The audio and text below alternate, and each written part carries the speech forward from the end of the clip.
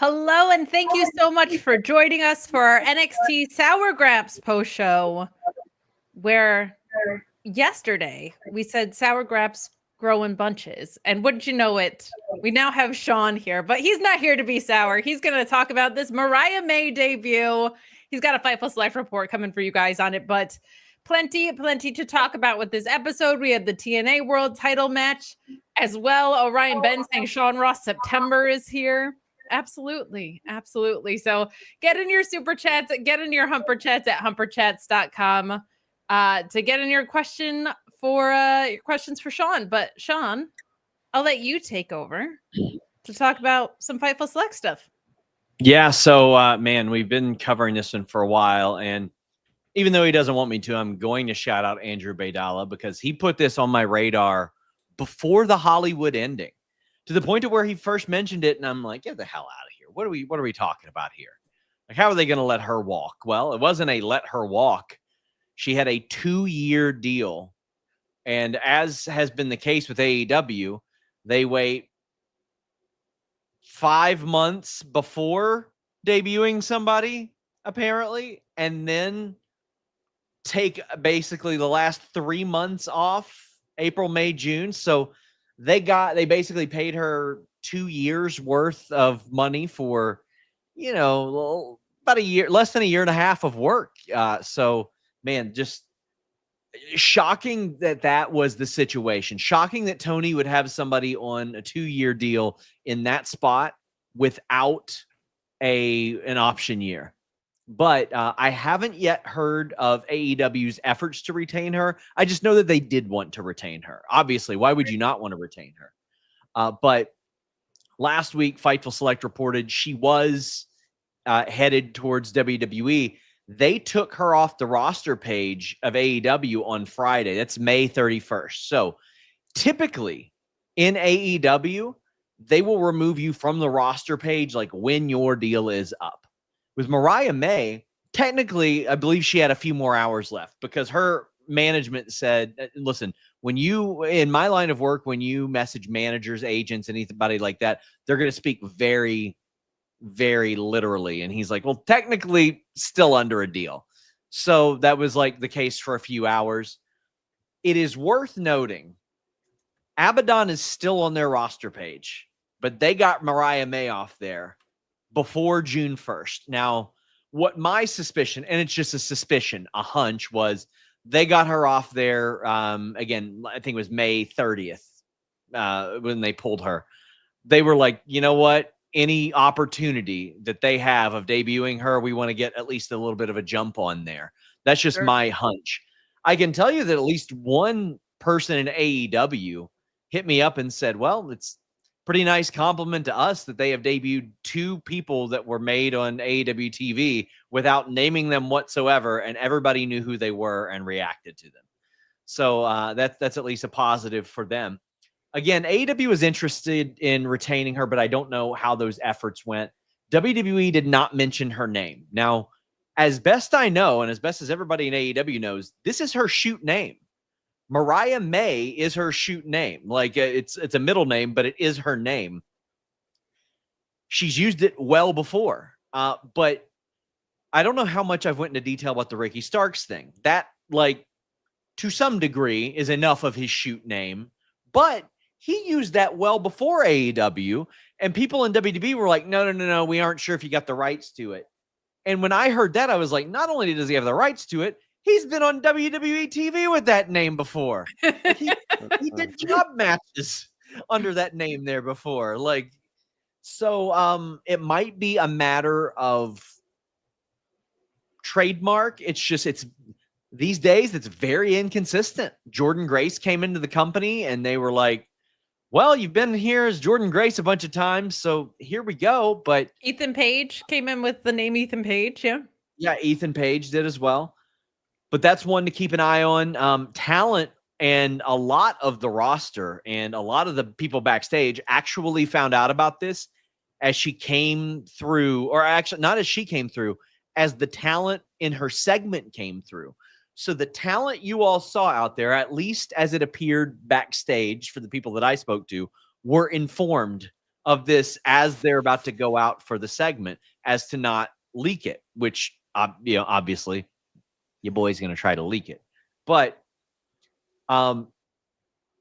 if the talent didn't know, I'm told they put on a pretty good acting job in finding it out backstage. And that's where a lot of people like officially found out and all that. She is under a multi-year contract. I don't know any details beyond that. People I talked to in WWE said, yeah, well, now Julia, Roxanne, and Stephanie being called up makes a lot more sense. I haven't been told about Ricky Starks and Jordan Grace as of yet, and I don't think they had been told as of last week. Jordan was on the show tonight, but people in AEW expected Mariah to leave for the last number of months. But in wrestling, it ain't over till it's over. So while everybody on Twitter can say, oh, well, we knew it, you just never know it. You never know for sure until it happens. Like on May 31st, Tony Khan sent her an insane too good to be true offer, and maybe this doesn't happen. But what I can say, and we had in our Fightful Select report, she had been making moves, preparing for her life after AEW for the last number of months. I don't know if she outright told them, hey, I'm going to WWE. I'm leaving. I don't know how that conversation went. I'm going to work to find that out. But they were aware that she was leaving, that she wouldn't be there. They wrapped up the storyline. Tony Storm ended up going over. Everybody seemed very, very happy with how it went. I have not heard that a bridge is burned or that any like that anything bad happened there. It seemed like the door is open in the future. And if you're Mariah May, say you got a 5-year contract with WWE, like they have a lot of people sign. Well, you're going to be 31 when you're a free agent. And that's a pretty damn good position to be in. What if she goes through these next 5 years, hypothetically saying that's the deal? She wins the NXT title. She wins the women's title. She wins the Royal Rumbles. And then she goes, well, there's an awful lot of story for me back here, and I've accomplished my dream. What about that? Sure. But I think more than anything, there are a lot of wrestlers who should be taking lessons from Mariah May. And I mean like real lessons. I'm talking about wrestling fans that aspire to be wrestlers. Take lessons from Mariah May right now. Look at what she did and look at where she is at 26 years old. And she debuted in like early 2019, maybe. Early 2019. And she didn't sit there and weep over. I mean, maybe she did, but had a WWE tryout very, very early on and didn't get signed. And then what did she do? She went all around the world, including to Japan, and got really, really good at wrestling, and then signed with a company and signed with them because they had a beginning, middle, and end to a iconic story, had only a 2-year deal, knew her path, made moves to prepare for that, and is now in WWE, and then positions herself for either 2, 3, 4, 5 years to be in another major contract situation. I think that she played things brilliantly. She got a really good manager. She got really good representation that helped her along the way. I don't think that she could have handled this situation better on the surface from what I see. And I just want to say this. I see somebody, it's not a super chat, which please get those in. Somebody says, can't see Tony Khan taking her back if she stabbed him in the back. No, this is not a thing. This isn't a thing. It's not real. It's imaginary, Daniel. It's fake. You're making it up. It's in your head. It is when contracts end, people go places. Yes. Athletes go to other teams. Like it's a much more natural cycle than people give it credit to. I think with Mariah, why people feel like, I mean, wrestling fans like to make everything personal, even when it's not. Sure. But because she was prominently featured from day one, I see a lot of people saying, like, what more would you have wanted from AEW? Well, she wants to go to WWE. And that's not a slap in the face to AEW. That's just what she wants. So yeah, it's a lot of people that are fans of this, allegedly, take it a lot more personally than the people in positions of business, I think. And to your point about it, you can't assume the obvious. I always go back to way back, Sean, when you used to do the SmackDown post show years ago, you found out right before we went on air that Cody Rhodes was leaving AEW, and everybody at that point was saying, "Well, he's the day one guy of AEW. No way he goes." Became a meme. Me saying it wasn't a work became a meme. For the love of God. We do have a bit of news that listen, if you're tuned into our Fightful NXT post show, you'll hear this first. Someone in NXT did just hit me up and said, this is straight from them, who's provided me some details. Just saw your report. Mariah is supposed to get a new name. Don't know what it is yet, though. So, and will that be like, again, Jennifer Mariah June. March? Sally September. Let's go. Come on. It's Mariah Moon, and she is like, where does Mariah Moon fit into all this, Alex? There you go. It's Max Moon's little sister. That's who. There you go. Absolutely nailed it. James Stalling says not keeping the Mariah May name would be stupid. If that's her shoot name, there's only so much you can do. Yeah, I don't know. Me Norm is saying we finally get some adult supervision on Tuesdays. Come on. The lack of adult supervision is the fun part of our show, but Jam Beard saying Mariah May has that WWE was a dream. She isn't the first, nor will be the last, but we can hope in another 10 years people will think of that of AEW. They are very young in their career, and there's a lot of people that have left WWE to go to AEW that are happier there than they were in WWE. There's people that have now gone from AEW to WWE and are much happier there, and they're going to keep switching. Ricochet, Swerve, Tony Storm, all excelling in AEW. Ricky Saints, kind of a weird title run, but feels like he's in the right place. Ethan Page, Mariah, like it should be really exciting. Don't let weird people on the internet psych you out about it. Yeah, I mean, WWE has a very interesting method right now of trying to pluck established AEW talent to supplement their roster, which they should. Some of these people are people that they have had a run with, but not in the Triple H regime. What does that mean these days? I don't know. But also getting Ethan Page, Ricky Starks, Mariah May, people who have a lot of TV experience to supplement. Now, if you heard my Q&As on Fightful Select in recent weeks, I was like, man, they're taking Julia, Roxanne, Stephanie, and if they take Jordan, that's plucking the roster clean of a lot of people that I call TV ring generals. And I do feel like the women's division in NXT needs at least two of those at a time. That's just me. That ain't Shawn Michaels or Norman Smiley or anybody else. But I think that you want at least two women that are very, very, very experienced in TV near the top of those divisions at any time. And Roxanne already was that. She's been on TV her whole adult life. Stephanie, at least to a different degree, because she had excelled outside of WWE. Julia as well. And Jordan, of course, has been on TV all the time. I've found it hard to believe that they were just going to pluck all of those people out there.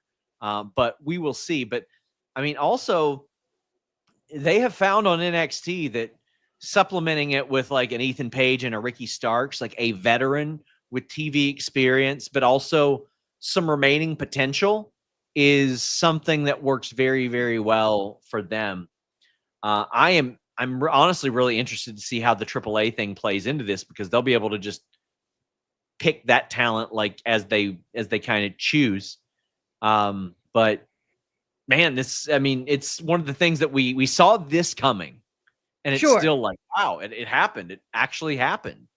I've also just been kind of beating the drum too of NXT I don't want to say fleeced, but I think it's very fair to say now underpaid on their initial TV rights. Like for what they're drawing versus I think that it might have been something like 25 million that they got initially. They're going to want to make jumps. So you're going to want to keep ratings up. It feels like even though this is a developmental show and program, like they still want to be able to put on a cohesive show. So and it definitely seems at the whim of Triple H's call-ups too. They kind of have to be deeply stocked. But keep those super chats and humper chats coming. We've got plenty lined up here. Let's get to this one from the Line Drive, who gives us a generous one, saying, "While I appreciate getting to the point with the debut, I feel like they lost a That bit says of." D-butt. That says D-butt. That does say debut. I just Waller, wanna I make that clear. appreciate getting to the point of the debut. I feel they lost a bit of creative opportunity with May. 1H, and you would have been full on like a Triple H conspiracy theorist there. I had this idea of Tatum thinking Mariah May was one of her dolls, and May exploits that. No. No, respectfully, no. They basically brought her out after all the other women thought they were the number one contender and said, no, this is the act. This is the one. This right here. This is it. There's no bigger way you could say Mariah May is on. She was literally feet above everybody else. Everyone was looking up at her. They basically told you this is the top woman in NXT now. And everybody else is just literally fighting to possibly challenge her in the future. There's no way you could do that better. I understand the point of the chat because it does feel like we've had a lot of people just showing up, right? Like, Sure. like it feels that way. So I understand the desire for a really satisfying, like, creative pull to that. But it's funny that you mentioned that, Alex, because I was watching this and I was like, oh, great, another carousel promo. We just got one of these at the beginning. Oh, okay. Like, my reaction went from immediately being like, oh, and here comes Lash. Oh, okay. Got it. Yep. Misfit saying, I love that Mariah signed with AEW, did one storyline with Toni Storm, and then left. Legend. Yeah, she had about as perfect of a run there as you can. Yeah, I mean, I don't think you could have had maybe some of the title reign could have been better, but it honestly, it helped reestablish Mina Shirakawa. If you could do one thing, it's balancing the artistic element of the Hollywood ending truly being her ending, and like, do you want her to come back before her contract is up and put over Mina Shirakawa type of thing as a good friends, better enemies, I'm on the way out the door type of thing?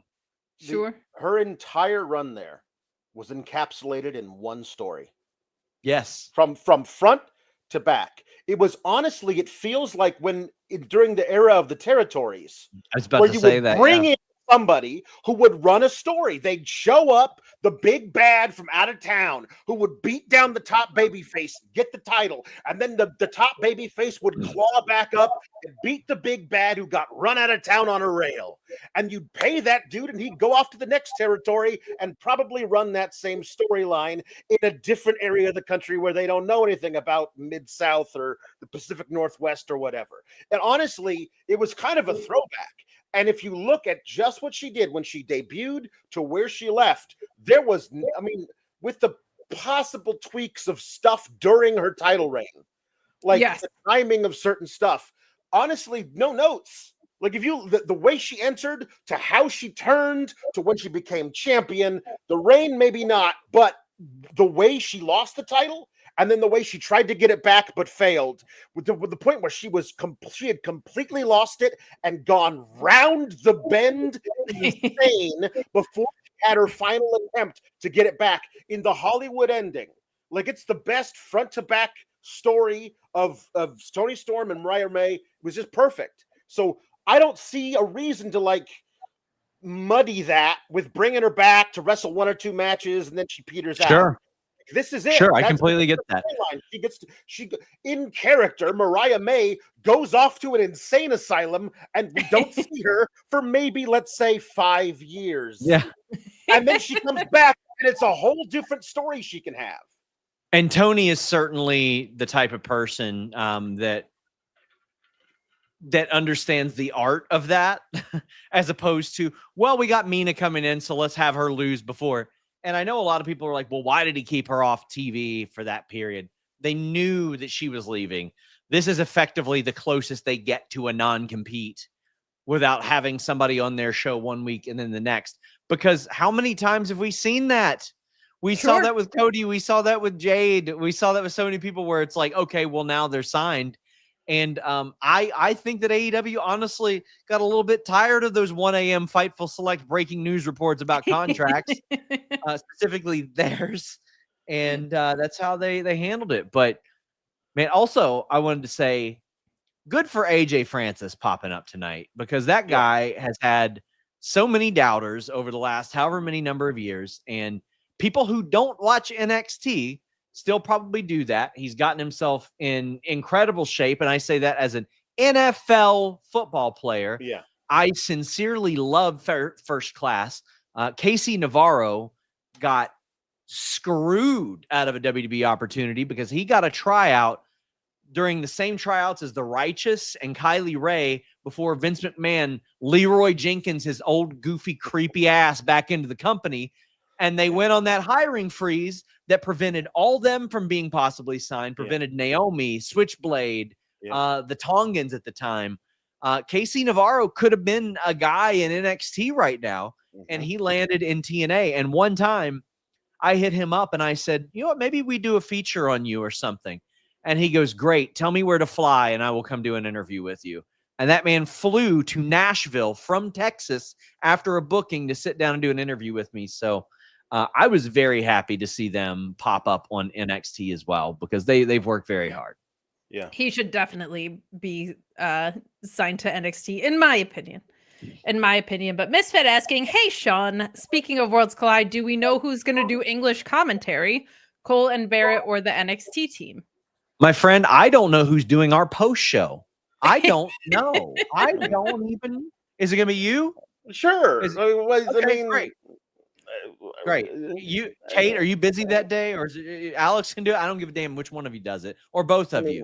Yeah. If you all can get Mr. Iguana, that would be great. There's nothing running against it. We got to talk about, Mr. Iguana and Psycho Clown. All them people I got to do research about. Mr. Iguana immediately becoming the most WWE AAA wrestler is the best thing. It's perfect. It's perfect. The best thing. Also, I know why you all like him. He's got a puppet. The puppet. He got a puppet. Puppets make everything better. They make everything better. I think that's what sold it. But I also loved Pat McAfee on Raw pretending he knew about Mr. Iguana. Michael Cole, Mr. Iguana, one of my favorites. Yes. Them discovering and immediately loving Mr. Iguana. Oh, Pat McAfee. Oh, I love Octagon Jr. You know that's coming. So I don't know how many. I know I've got at least one more super chat for me. There's Vicky saying hi, Kate, Alex, SRS, cash for all three of you. And then James Lipton, can we please speak to Mummy Sean? Oh boy. So I know Alex and Kate don't watch my show, but last night I mummified myself. I'm watching it right after this because it got rave reviews on the SGS Discord. Everybody is watching last night's episode because you, sir, went on one doozy of a rant. I did. I said, and I also watch your shows, by the way, but yes. Go ahead. I said, I believe it was a direct quote that I could die, mummify myself in the paper towels that reside next to me, be exhumed, discovered, unwrapped, and walk right into WWE having an interference finish. Like, that's how I feel. And not only that, the person that probably exhumed me would be a WWE wrestler interfering in my death. Like, that's the way that works. But listen, I'm enjoying the one-man reviews these days. Listen, Alex, I know you couldn't cut it, buddy. You had to get can't do it. I had to get it. I had to get a co-host / therapist, or I could not have gone through it. Now, granted, I was forced into a one-man show. I would still love to be doing that show with Ibu. Love the guy. We'll do work with him again in the future, but I'm at the point now where I'm like, all right, listen, let's just mummify ourselves. Let's just do that. So we have one more thing for you, Sean. Because you weren't watching, so I don't think there's a thing that you would have been notified about this. But Brooks Jensen has been in Sean Spears' group since the beginning, and tonight he was just standing there. Yeah, I definitely knew that. Part of the group. hit him with a chair and said he's out of the group. And I've never seen anybody like get written out of the show while standing there. We've saw 2 times Cole Carter him get like not being part of his right off the show scene, but we did hear a splash. We've never seen a dude get murdered with a chair and then like people are saying, is that it for him? Is he gone? I'll ask. I may have discussed this with each of you. I know I've recited it on the air a couple times. Are you all familiar with Tommaso Ciampa's ROH departure? I am. Yes. Yes, I think so. The most phenomenal departure ever. That's how you should be written off. Yeah. He was so perfect. Like the whole thing was like, oh, well, he can't attack a referee or else he's fired. And it cost him some matches. He was so hesitant to even accidentally run into a ref. Then he loses his last match and beats the living shit out of a referee and he's gone. And it's like, oh, well, that's cool. That makes sense. Mm-hmm. I feel like just bonk by is like, I don't think that's gonna lend well to the morale that I've been reporting about lately. All right. Well, see, that's the thing for me is that it felt like so out of the blue that he'd never done anything in storyline to show Izzy Dame that he wasn't committed to the culling. So she just hits him and says he's not committed to the culling, he's out. And the other 2 members of the culling say, yes, you're right. And then they leave. It didn't make sense in storyline. So it feels like they were like, hey, Brooks, it's like, hey, can I get written off the show? And they're like, yeah, sure, why not? And for sure, that's what it feels like. But I hope not, because he's been doing some really good work as part of that. Now, there's a lot of things about NXT stories that don't make sense. So it's kind of hard sometimes. That is true. It might actually just fit But that did feel like a very, no pun intended, now sort of intended, like Stark turn out of things. Yeah.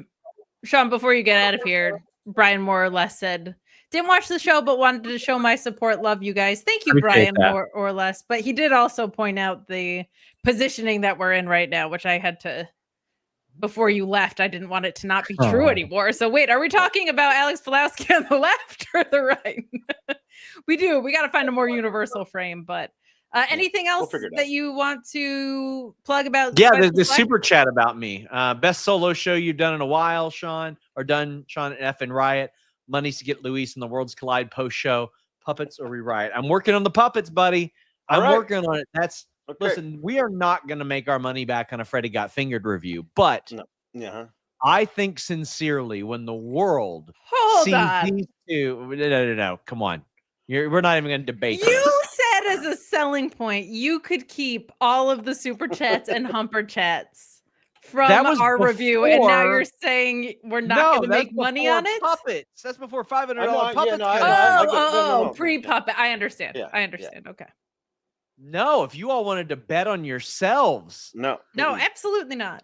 Not a I'd rather get paid up front. Thanks. No, I'd rather have the puppet.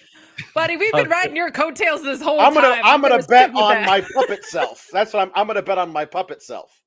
The puppet guy tried to shoot on me on Twitter today over my Sports Keto post and then deleted it. Which by the way, update, bullying works. Oh, they backlinked to me today. It took about 700,000 views and about I don't know 1,300 retweets across platforms, but Sportskeeda did backlink. Now they backlink to FightfulSelect.com, which doesn't actually help Fightful.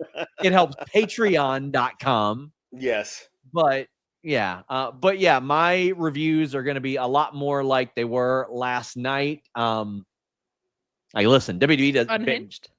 I asked for a talent ahead of Money in the Bank. Haven't heard back. Gonna ask for a talent next week, even though I won't be in town for the Lexington. Yeah, I'll be in town a little bit for the Lexington show.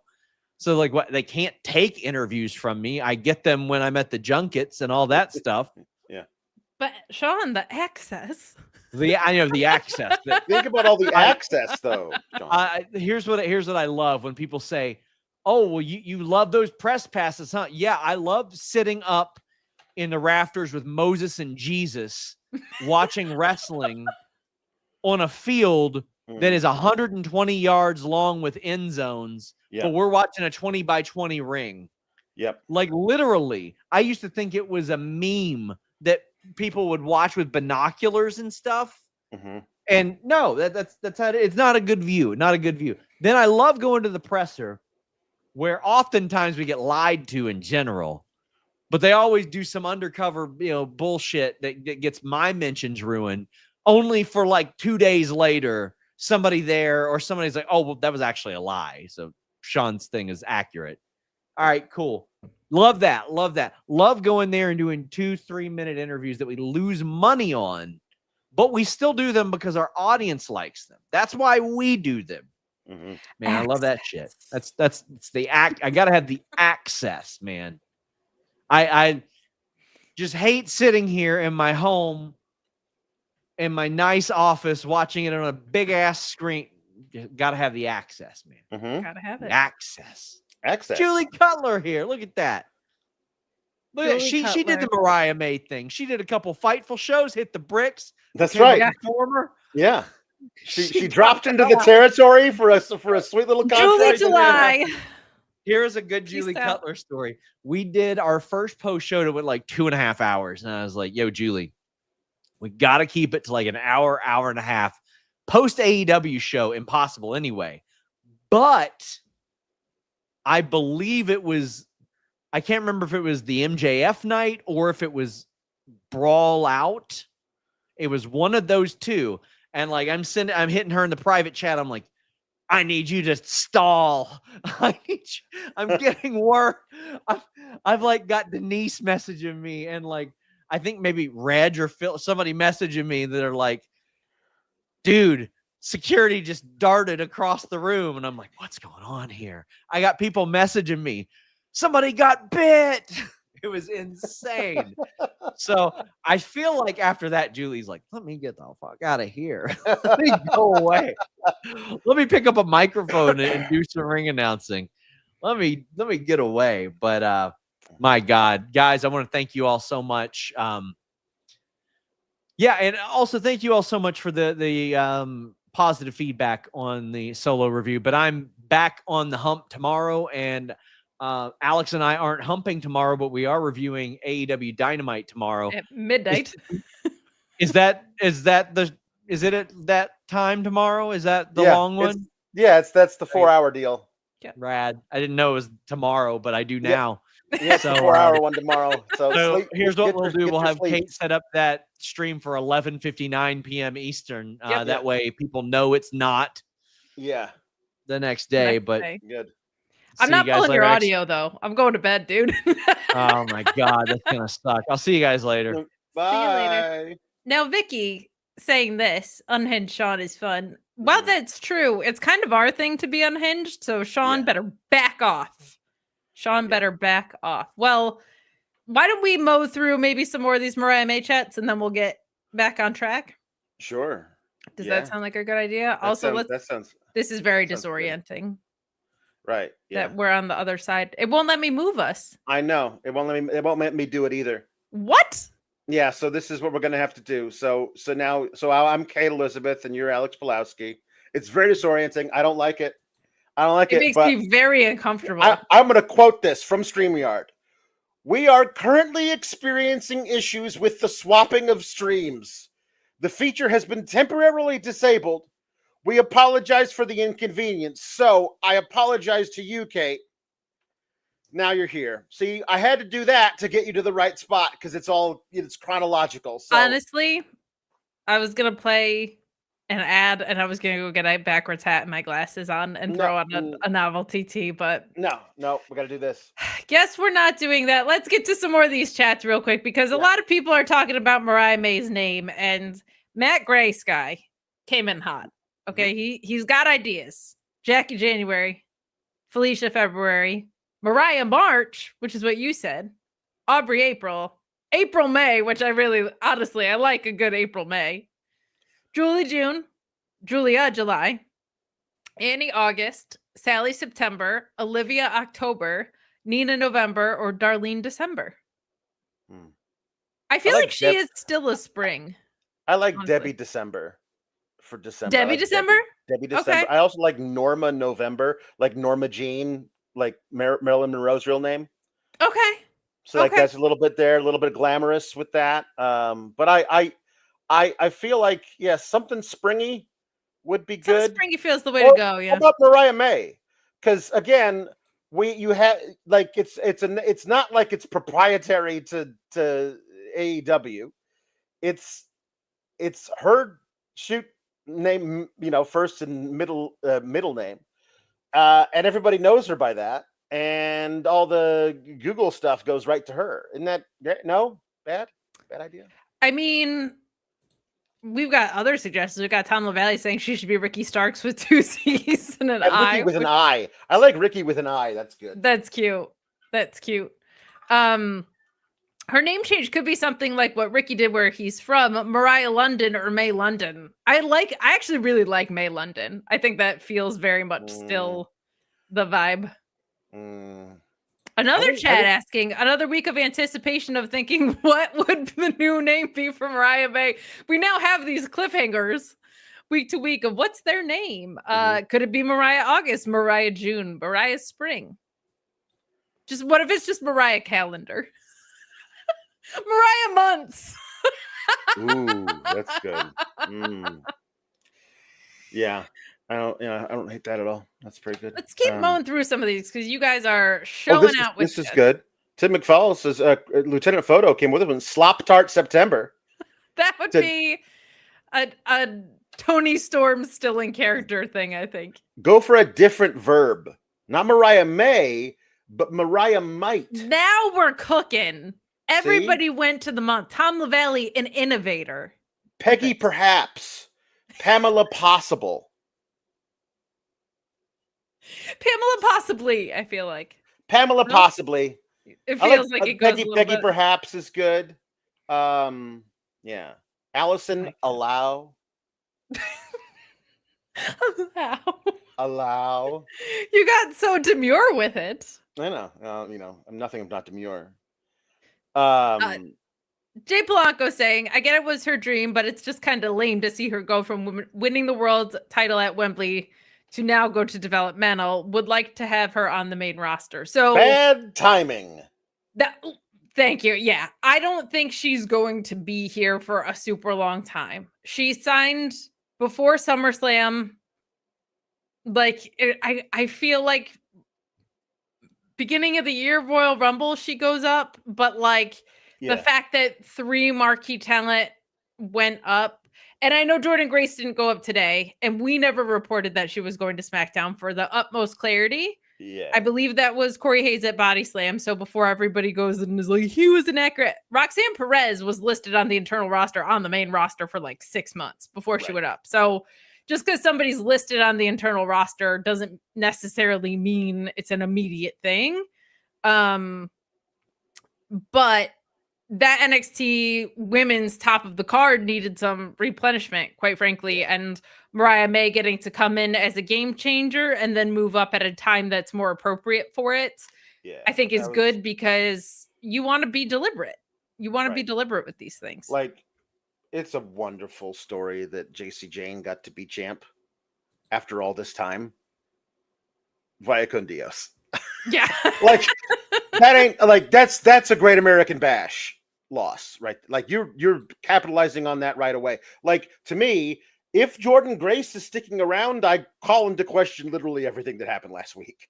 Because if she's not going up immediately, you just have her beat Stephanie Vaquer at the dang play, and then Stephanie gets called up, and it's Jordan Grace here, and Mariah May comes in, and all of a sudden now that's a rivalry. Mariah May like going up, trying to get to Jordan Grace, who is not liking the new glamour puss.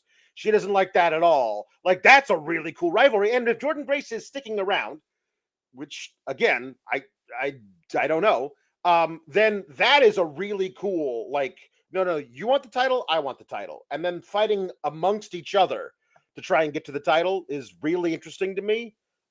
Because during this segment, all of these women coming in and trying to say, I'm next, no, I'm next, no, I'm next, no, I'm next. If I was like, See, I don't know, like, if any of you are next besides Jordan Grace, and if she was going to be the one to beat JC Jane, why didn't she just beat Stephanie Vaquer? And all of a sudden, Mariah May shows up, and I'm like, okay. Hi, Dusty. Okay, here we go. We got a private chat from here we go. Oh no, Kate couldn't hear me for some reason. I'm not muted. Am I muted? I'm not muted. I'm not muted. So I don't know what that was. Okay, Mariah May takes Maggie Lee's name since she's M by Elegance in TNA. Can you hear me? I can hear you. Okay, good. We are so okay. Good, fantastic. I'm glad.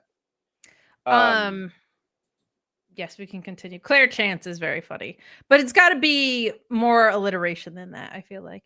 Yeah, Charlie Chance. Charlie Chance is good. Charlie Chance is good. Yeah. Zach Schimmel says, love to the SGS. I'm happy for Mariah as I want the best for all wrestlers if it is what they want. How fast does she get the belt? If you told me right now, is she the champ by Great American Bash? 50-50? Yeah. Is she the champ by whenever the next one of those things they do is? 100%. You know what I mean? Like 50-50 only because they might want to do the thing with Julia, where Julia showed up, but she didn't win it the first time because interference or something, and then she won it the next time. I don't think they should do that, by the way. Just belt up Mariah May right away. Just do that. Or I'm not really sure because they seem to put Jordan Grace at the same level as all the other gals who were like, I should be the person. And I'm like, no, Jordan Grace is above all of you other gals. No offense to all of you other gals. But Mariah May is up. I think Mariah May and Jordan Grace has a really awesome opportunity to really take it. That kind of rivalry could be because they're just such great different characters and they both go. And Mariah May is a glamour puss, but she can hit like a truck. So like, it's not like she's going to be in there being all dainty and going, oh no. Although that might be how they book her. They might be how they want to present her as like, oh, I broke a nail. I really hope they don't. I really hope not either. Because to me, the most special thing about Mariah May is the friction of her ring style with her presentation. True. So let's hope not. But yeah, I'm sure Fallon Henley is going to get jealous of JC Jane and cost her the title. And then JC Jane will feud with her, and then they will never go to the main roster ever. Right. Yeah, James Stallings like I said, changing a name is absolutely dumb. I agree. I don't know why they checked Ricky Starks' name. It's this weird there are thing. some major complications with that. Like from a legal perspective, John Cena was the last one to have that happen for a long time because that guy effed off and went to Hollywood, and it creates complications when you use that name and take on acting roles. Like there are so many nuances. Could they make her Mariah May just with an E? Sure. There's a lot of things you can do around that. Right. But there are, if you have a single trademark of your name on any merch, you then have to go out of your way to create a separate like sync licensing deal to add all that. And it's complicated. And when deals like this come together as fast as, Ricky Saints was a day later, Mariah May was under contract till I'm assuming the end of May. Ethan Page came together in a week, but his might have looked different. Like there are nuances that are like unfathomably detailed to consider. Whereas if you just change your name, you're starting with a clean slate, and it's much easier contract wise to go and redline those things than get into section B of clause 2. Like it's a way easier thing to do quickly to fresh start it. Now, if they're not saying the names on air anyway, that means they're buying themselves at least a week. But it does become a nightmare when you use your birth name for that reason. Change a letter is my thing. Mariah with no H and May or whatever. Or that's what I would June do. Mayweather, or Marilyn March, or Maddie Long Weekend. I like the idea that it's a verb. I'm honestly in on this. Mariah Might. That's not. Maybe. Everlasting MM Glamorous by Elegance. because they got to have freaking nicknames or weird. Yeah. Oh, Jambeard says since they debuted in June, how about June Rivers as a play on Joan Rivers? Well, absolutely. All the sexagenarians who are running things in WWE are like, think Joan Rivers is definitely a current person to make a reference to. Issue with that, Alex, though, she would crush an idea like that. Yeah. She would be amazing as the Joan Rivers of NXT. She'd be But fantastic. that's Ariana Venti. Ariana Venti should be the Joan Rivers of NXT. That's her deal. Dave Cost says, curious your guys' thoughts. I like Mariah having a crew, whether that's her stealing what's that? Fatal Influence. Okay. From JC, which will be cheered, or creating her own. She's not going to be heel with that crowd for some time. Yeah. There's giving her a crew might be interesting. It's really early. And I just think it is really early. I do like that the Glamour being smart enough to realize that she needs a couple people to fight off Fatal Influence is a good character idea. And on top of that, Mariah May being able to make some younger women in the process is not a bad call either.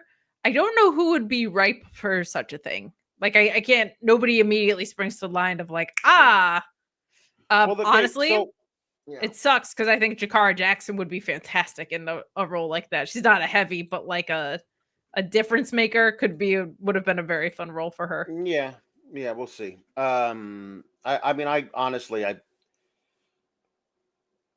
don't know. I'm trying to think of the Blonde Squad. Call it the Blonde Squad or something, and all of her, like, they all dress like her and they all have the same hair and everything, and that's very WWE. I feel like I'm trying to pitch things that like I think they would actually maybe do, and definitely Jakara Jackson would not be somebody they would put with Mariah May. They think it might be great, but they wouldn't do it. Sarwan Singh says, I have a good binary for Alex and Kate. If Sean doesn't give you both the puppets and all the super chats, then let Sean watch all the seasons of Big Bang. I mean, I don't think he'd agree with that. Ooh. Yeah. So I don't know Dave if the answer to more pain is more pain, though. You know what I mean? Right. Hardy Boys with a Z, Dudley Boys with a Z, Mariah Mays with a Z. Perfect. There you go. Or she could even be Mariah Mays with the ZE. Yes, like, Mariah Mays, Maize, as the Native Americans called corn. Right? That's good. Tim McFall says, strikes in a Mariah and Jordan Grace match would shake the earth. Why do you think I want to watch it? That sounds great. Do that. Yeah, that sounds like a blast. Let's do that. Sounds like a lot of fun to me. I'm trying to go through all here and find all the things about all these things about puppets. We'll talk more about it. C. Delgado saying that he's happy for her but has no faith in WWE creative. I, in a shocking upset, have more faith in Shawn Michaels than I do the main roster right now because I watched a Monday Night Raw with 4 straight interference endings. Yes, I mean the interferences can't be helped because they'll just book those for everybody.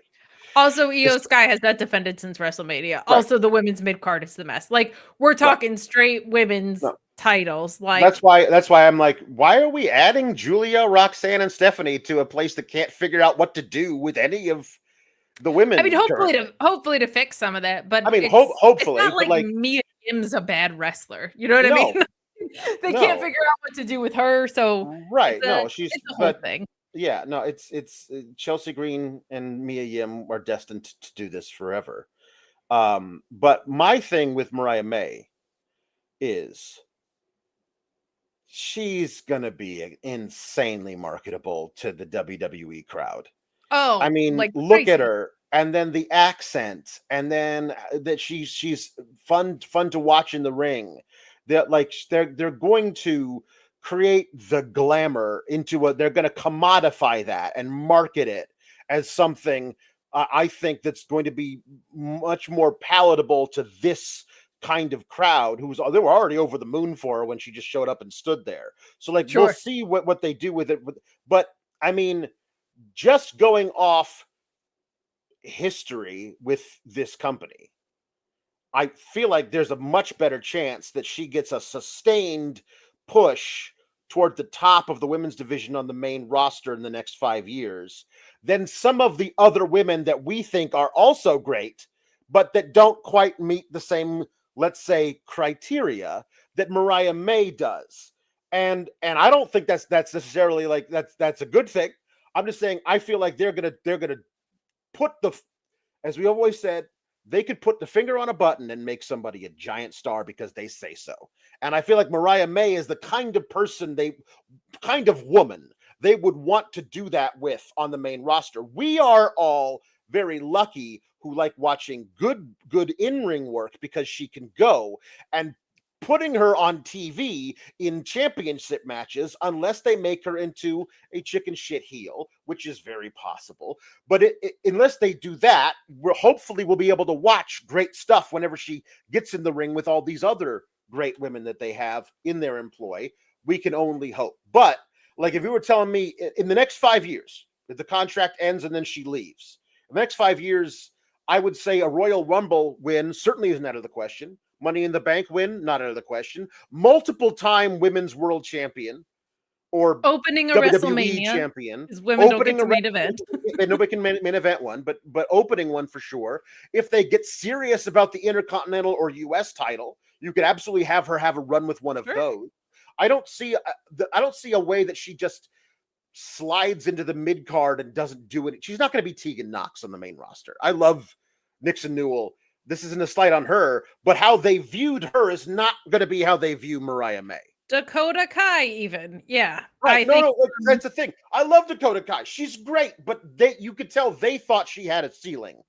And I think, just based on experience, that they think Mariah May has a much higher ceiling than what they thought Dakota Kai's ceiling was. And by the way, that translates to the men's side too. And the best example to me of that is that a couple years ago, the story was Sami Zayn wins. Mm-hmm. Like that was the story. But Cody is the WWE guy archetype, and it was their first big steal from AEW. So they were going to do that instead. But if you were just watching, Alex, if you were just watching wrestling at that time, and I know I'm a Sami Zayn stan account, but like the emotion and the storytelling was Sami Zayn wins. He just does. But they have their, Cardoza says this a lot. Everybody's got little boxes. And I think Mariah May is the box that they want in a women's world champion. And that, by the way, is not a bad thing. I don't like that people are put in boxes, but it's not like she's not talented enough to be put at the top of the card. Right. Like she's fantastic. She's going to do very well there. She's going to do very, very well there. Because we're already talking about this, I want to finish out talking about the actual segment itself. Sure. Because I did think it was interesting how they staged it. JC Jane coming out and saying, you don't get to be on the JC Jane bandwagon after the last 4 years. I thought that was one of the very first you people never supported me thing that I was like, you know, right? They didn't. I mean, they didn't. And this was a shock to literally everybody else but JC Jane. The little video package of everybody losing their mind when they were streaming the thing. Like, this one felt like a lose your mind thing to me. Yes. As opposed to when Tiffany Stratton cashed in the Money in the Bank in a very obvious situation where she would do that, and people manufactured a big overreaction to it. This one felt kind of genuine. Now, or like when AJ Francis showed up at Reality Wrestling. Right. The first woman to talk to her is someone named Lainey Reid, who, correct me if I'm wrong, we've never seen on NXT before. No, she did a lot of stuff in Level Up. Yes. But and on the never been on NXT before. And on the Indies, I'm not saying she's not good. I'm saying we don't know who the hell this is. So her coming in like, I'm coming after that title, was like, how bare is this cupboard? If we got women who we've never seen on the show before going in like, I'm your next challenger. I was like, I thought we still had some other girls in the back. Did we not? Like, there's still not everyone got called up, right? Can we build Lainey Reid to do something before she gets this thing? But she came in on JC's left from the crowd, and all the other women came down the ramp. We got Jada Parker came down, Lola Vice came down, Lash Legend, Kalani Jordan, Thea Hale just ran in and started fighting. Jordan Grace down there as well, all on the other side. And while they're all brawling, that's when Mariah May shows up. And after Mariah May does her little speech, they focus in on Lainey Reid, who did not brawl. She's still on the apron. She's looking up at Mariah May. And so I feel like that might be Lainey Reid, Mariah May might be your first thing that happens there. The Mariah May beats Lainey Reid to start out her journey toward JC Jane, because they made a specific thing of like showing us Lainey Reid looking up at Mariah May, and Mariah May, like lording over everybody, but Lainey Reid had a very pointed expression. So I feel like Lainey Reid losing her first match in NXT to Mariah May could now, again, they seem to be very fond of presenting similar presentations of people from AEW when they come over. So it's possible they do something with, here is our little treat for you to look at and say, Lainey Reid has her first match in NXT, loses to Mariah May. Mariah May becomes the champion. Mariah May beats everybody, but Lainey Reid comes up and actually is the person who ends up beating Mariah May. Sure. Now that would be great and satisfying, and I certainly wouldn't expect that on the main roster. But HBK and whoever else is helping him do this have been doing some interesting stuff like that in NXT. So maybe that's something. But I thought it was very interesting how she wasn't involved with the other girls, and they made sure to show her looking up at Mariah at the end of things, because they've really been pushing the additional partnerships and parts of the ecosystem that WWE has the past couple weeks. Yeah. Last week felt like overkill. This week was a little bit better. And I do think we haven't fully gotten that story because Oba can't be beat. So, like, right. I love your idea with Javon, but, like, Miles Bourne was an underdog, but he had to lose, right? So that would be kind of fun, and it would also be kind of fun that, like, Mariah May entered and left AEW, and you could do that kind of story with Lainey. But we actually have some chats about Lainey, which is cool. We got Brian Cicchini saying, excited for y'all to see Lainey, very advanced heel work in her short tenure. Charlotte spoke very highly of her when rehabbing. And we had another one. Let me go find it. Lainey Reid minutes, finally top 5 women in NXT right now. So people are very high on her. People are very high on her. I'm not familiar with her game yet. She's in NXT for the first time tonight. Now, was she on Evolve? Because if she was on Evolve, she might be the top 5 women in Evolve. But she's not a top 5 woman in NXT because we haven't seen her do anything in NXT yet. Correct. She might have the talent for it, but like we got to figure out how they're going to present. Because I did not get heel work from her stepping over the barricade. She seems like, a righteous baby face.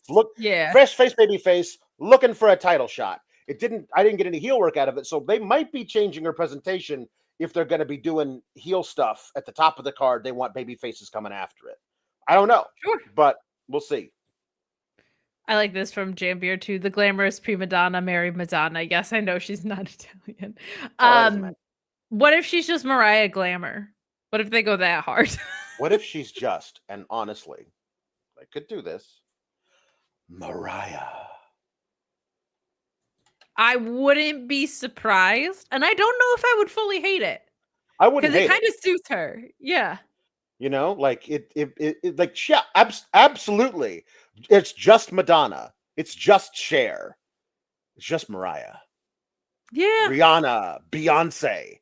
Like it's, all these incredibly big star women by one name. And that's her. Like it would fit her presentation if they're going to keep that kind of glamorous thing. I wouldn't hate it at all. Ryan Cicchini kind of I think we said it at the same time. Lainey could Yeah. be the Mariah to how she was with Tony. That could be something fun. Yeah, if they want to Be just something fun. full on just steal storylines, why not? Just do the whole thing where like, hey, Lainey Reid is Mariah's understudy and pretends to be her in a few matches, and we'll see how that goes. Let's keep going through some of these chats. We have a lot. Thank you guys so much, and we'll try to expedite the rest of the review as much as Alex and I are physically capable of. But Which is none, but we'll try. you know what? We're an hour into, so we're gonna take a quick ad break. We're going to the layouts change, man. The layouts change, and it throws off my game a little bit. I know it does. Because It really does. now I have to hover over all the videos to see what they are for, and I don't love that. But if your game is off, okay, if you're kind of all over the place when you should be focused and locked in, yes, because you're also gonna go on a marathon show because of maybe you've got a surprise debut yourself. You know what I mean? Blue Chew, main event performance, main event confidence, and a main event deal. Go to BlueChew.com and use the code FIGHTFUL, and you will get Blue Chew with their first shipment for free. Shipment? Yeah, I said shipment. No waiting in line at the pharmacy, no awkward doctor's visits. You take their online exam, and then if approved, it's shipped straight to your door. That's right. Same active ingredients as Viagra and Cialis, but in a chewable form and much more affordable. How can you pass up on this? How can you pass up on that confidence? How can you pass up on that performance? How can you pass up on making your sex life better? That's what Blue Chew is here to do. You don't have to have a problem to use Blue Chew. Just get that additional performance. BlueChew.com and the code FIGHTFUL. What about may not? Not mad about it. Legato says may not. And Ryan Adams says if Charlotte ever starts a group, Mariah would fit in it. I kind of want to see them on opposite sides, but I get what you're saying. Yeah. Yes. I get what you're saying. Yeah. We got so many chats from you guys. Thank you. The line drive saying in Timberlake voice, it's gonna be May and June. Oops, DUI. My bad. That's really good. I like that. That was very good. Now you hold on. You have a Justin Timberlake voice, and we're just hearing about it now. I think we just found out about it at the same time. I don't think I knew I had that. For the jukebox tonight, I want to see requests for Justin Timberlake. Ben Sefner says, I hope she gets to have a parking lot incident before she gets called up to the land of interference. I mean, you're not ready for the main roster until you have a rite of passage, you know? Like, you got to have one while you're there. The line drive saying David Brooke / Ash by Elegance about to be pissed by Mariah being so used to her TNA gimmick. Not that it's going to matter. Yeah, there's some crossover and some less crossover. So we'll see. You know, we don't know. I would say Mariah May is... This is not meant to be an insult to anybody, but she's kind of leagues above as far as in ring. And when I say that, I mean she's one of the very best in the world. That's not meant to be a slight to any perfumes at all, any ashes by any fragrances. Yeah. So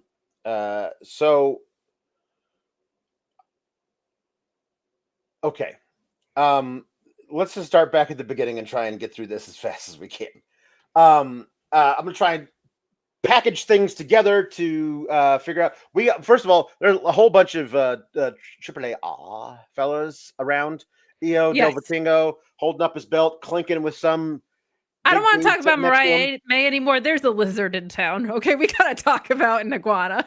We got Mr. Iguana with. There's a name for it, and I don't remember what he's actually. The Aztec?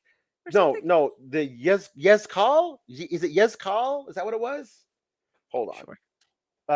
We need Luis so bad, man. I believe Luis should definitely be around when La Yesca. There you go. That is the name of the iguana puppet that he carries with him. And then Octagon and there was another fellow there, and I forgot his name. So this is why we definitely need Luis to be around for Worlds Collide. So bad. The way I have no product knowledge of Triple A is crazy, but I'll learn because we're going to cover it. None. I'm familiar with Vikingo. yes, very familiar. Really great stuff from him. At least the last time I watched him. Apparently, all the fans in Mexico were none too pleased with him beating Mr. Patron. So there's the patron of the river, as they say. But speaking of worlds colliding, that Laredo Kid and Javon Evans came to the ring for a promo, but then Ethan Page interrupted, saying, I didn't agree to this. Ricky agreed to have this match. I didn't agree to have this match. We're not doing this. I don't want to do this. I'm gonna blah blah blah.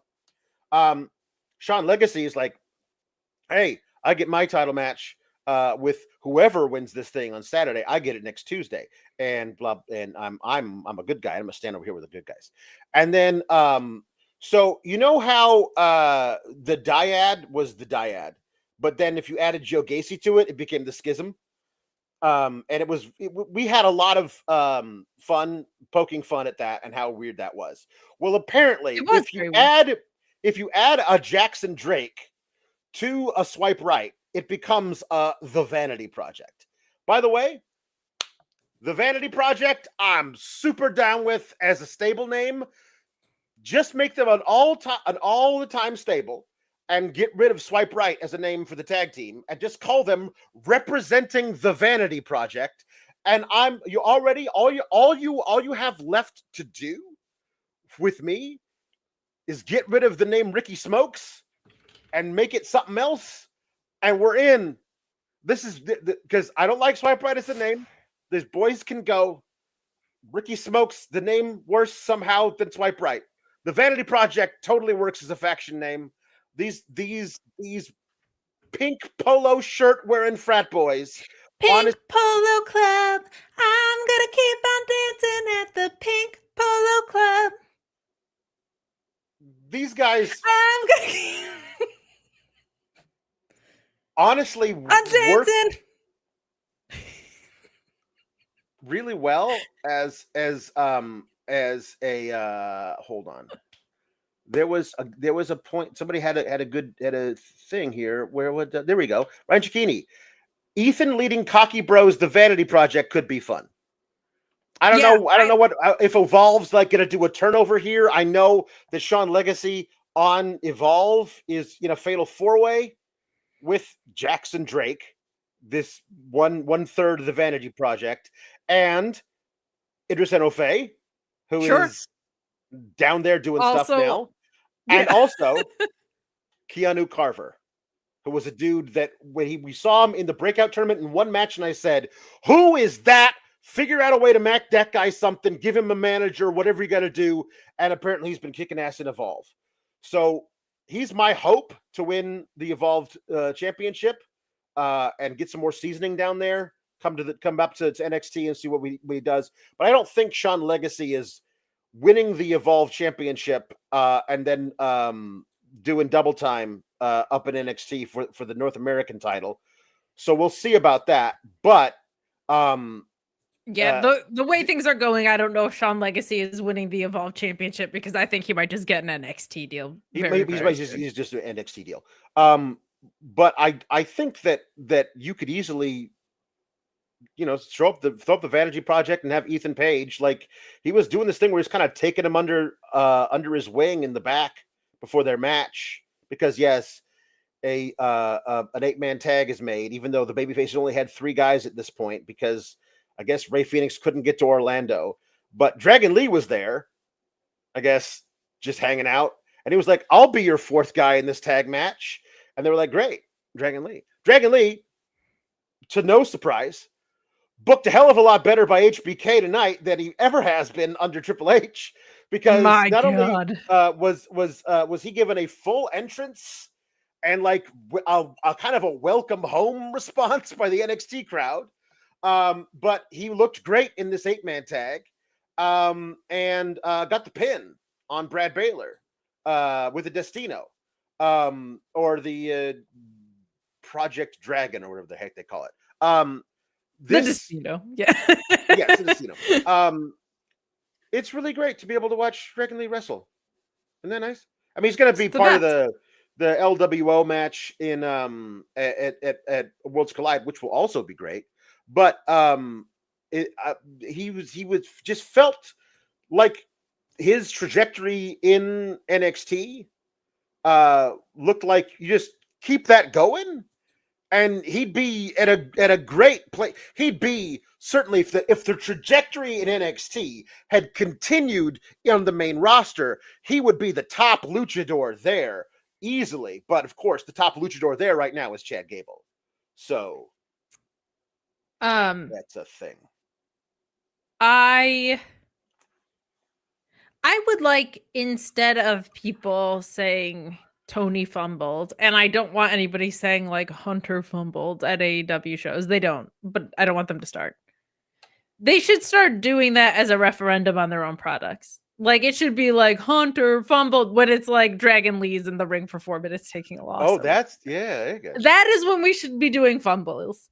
Do them while they're in mid fumble, because Dragon Lee is one of the very, I mean, God, how many times do we say it though? These handoffs from NXT, man, they're not good. This is what makes me nervous with that women's talent getting called up, because it's consistently happened over and over again.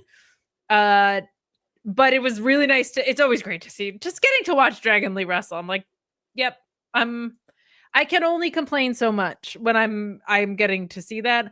I agree with you and the chats about Ethan Page like leading this stable for so many reasons. On the story side, we've gotten away from chicken shit heel Ethan Page to this more dastardly and like tactful Ethan Page, but that doesn't mean he shouldn't want.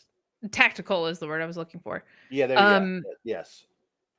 That part of being tactical is sometimes having guys around you. It's so funny that he was like in a stable, like multiple stables actually, that didn't go anywhere in AEW, because I was always like, why isn't this guy leading a stable? Like he's got the personality for it, and he's got he has the veteran experience to know how to make it a situation where everybody kind of profits, right? So you see this potential in Swipe Right. I don't hate the name Ricky Smokes. I hate that it's on that guy. That is, every time I hear that name, I'm like, he's in Baylor too. I'm like, these are Mid-South guys. These are like Ricky Smokes sounds like an alternate name in the first draft of the Joe Dirt script. Like, before it was Joe Dirt, the working title was Ricky Smokes. That's the kind of character Ricky Smokes sounds like to me.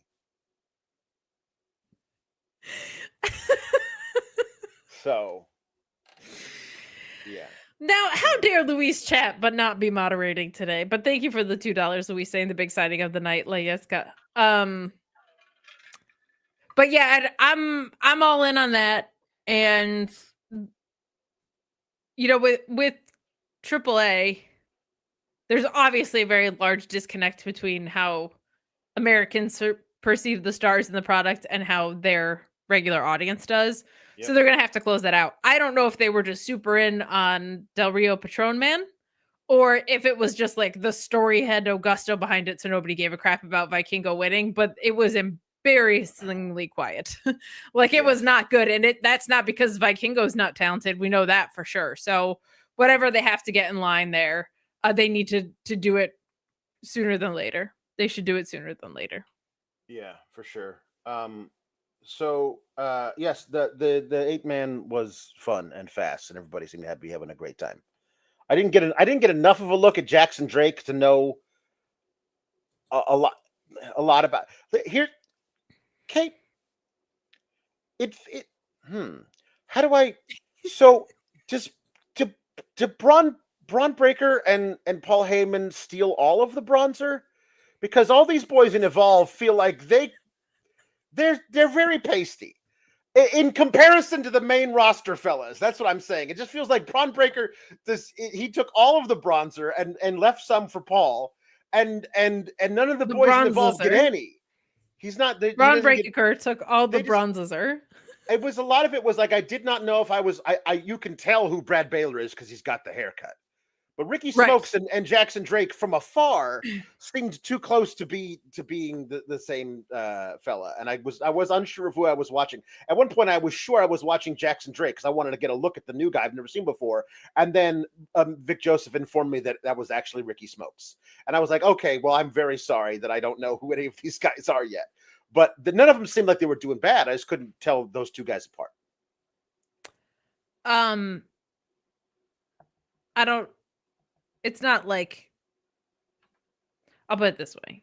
If the NXT salaries are sub $100,000, those Evolve kids can't afford bronzer. Okay, that's all I'm gonna say. That's all I'm gonna say. But yeah, something I forgot to mention because you brought up commentary. Mm-hmm. Alex. Yeah. Yesterday we had huge AAA fans, Pat McAfee and Michael Cole. Oh, gigantic. Octagon Jr. Today, Booker T seemed to think JC Jane was Joe Hendry. Like, this is how far we've drifted. He said something about her having a concert or her performing music.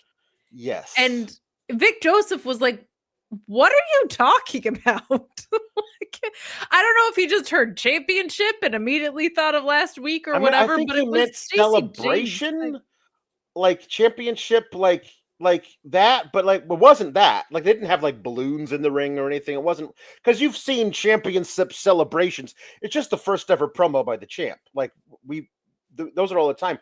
Like, but also him immediately forsaking Stephanie Vaquer for JC Jane and being like, I'm Don King. You enter with the champ and leave with the champ, no matter who wins.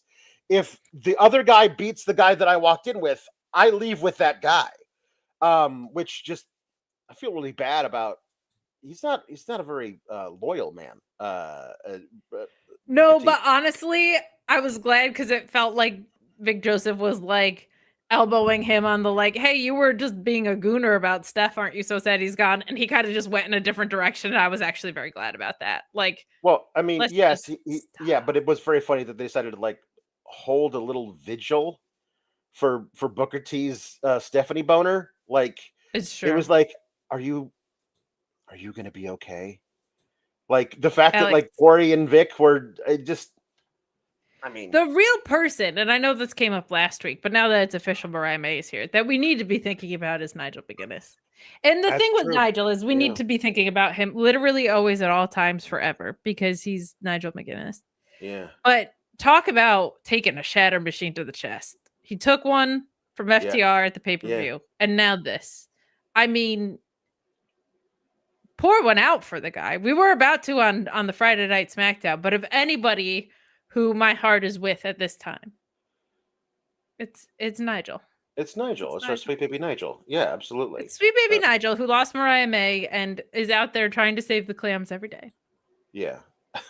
Jeb says, I never want to hear the words Booker T, Stephanie Boner ever again. Well, I mean, no promises. I'm sorry. Like,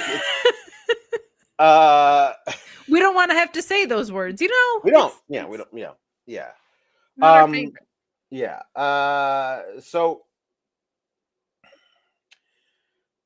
the first match of the night, actually chronologically, was Dark State versus the Chase U Simps and Andre Chase. Although I don't ever remember Andre Chase getting into the match, but it wasn't very long. At one point, the Chase U Simps took control of the match, but then Osiris Griffin just said nope. And then they beat them. The Dark State did. But it's been 3.5 months since they debuted. They showed up and attacked Obafemi. And my first thought was, what do you guys want here? And apparently, just to hang out.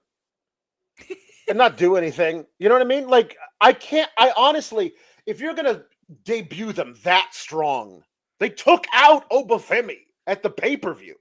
Occasionally, At the play. people are unsafe. They took him out at the play.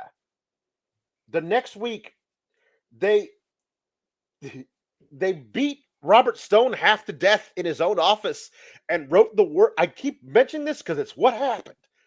They wrote the words, "No one is safe in Robert Stone's blood," on their second day at work.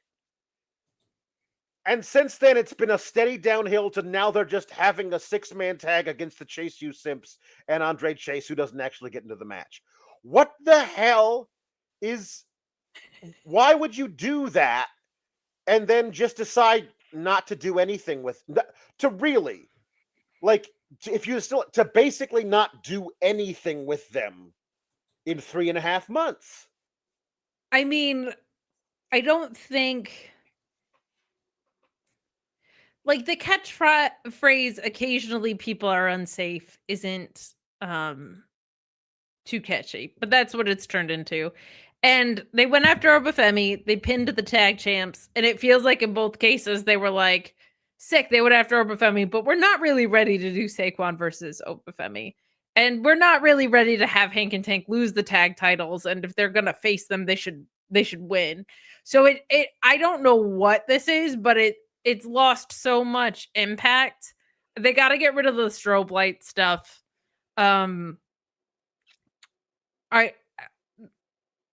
They found the rhythm that they should probably be in, right? Like Osiris Griffin, Big Bruiser, going to come in and do a ton of damage in a short amount of time. Saquon Sugars is obviously the leader of this thing. Like, so you actually figured out the hard part, and now they're booting it. Like, it just feels weird that they haven't been in a story. I think the story has to be they all go up against Obafemi one by one, and then Saquon Sugars gets a title shot and loses, and something happens after that. But like, they need something that they all are sinking their teeth into, because it's not like they have trios titles, and I would assume if they pinned the tag champs and weren't going after them, they're not going to be in any tag programs anytime soon. So like, they told us what they were here to do and didn't follow through with it. So now they need to reestablish what they're here to do. Because I actually thought it was pretty lost and dead in the water until the D'Angelo family introduction thing. Like, that really worked. And then from there on, they've just been kind of guys that have been around. Yeah.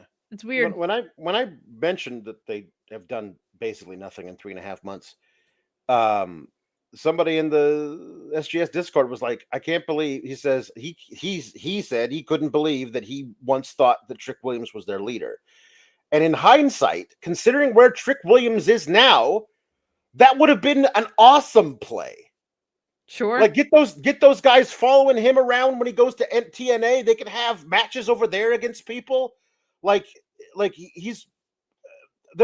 you could do a whole bunch of stuff with Trick Williams leading that faction. So like, at the time we were like, oh, Trick Williams is the leader. And it turned out that he wasn't. We were like, oh, well, they must have something else planned for these guys. And they didn't. Like, to me, it felt, because they were hinting so drastically at Trick Williams being the leader, and because when he didn't turn out to be the leader, they had nothing else for these guys. It really feels like, to me, the original plan was Trick's going to be the leader. And then for some reason, plans changed, and those plans did not include any new plans for Fart State. And that's what they're a big, long, wet fart at this point. It's a 3.5 month long wet fart. You have to figure out something to do with these guys. And honestly, if they just beat Hank and Tank, that doesn't feel big enough considering where they came from. Like, what you said, here are these guys. Look at them. Look how scary they are. They beat up everybody. They beat up Obafemi like twice. Like, that. It just, and they were good. They were good brawls too. Like, they were a rare good attack on someone. Yeah. I don't know who you have them go at. Dark State and Wesley and High Rise are the two acts that I'm like, they're both trios, which is kind of funny. Like, Right.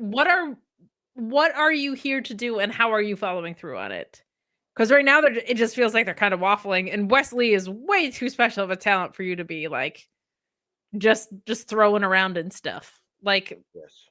let's get something real cooking here. Yep.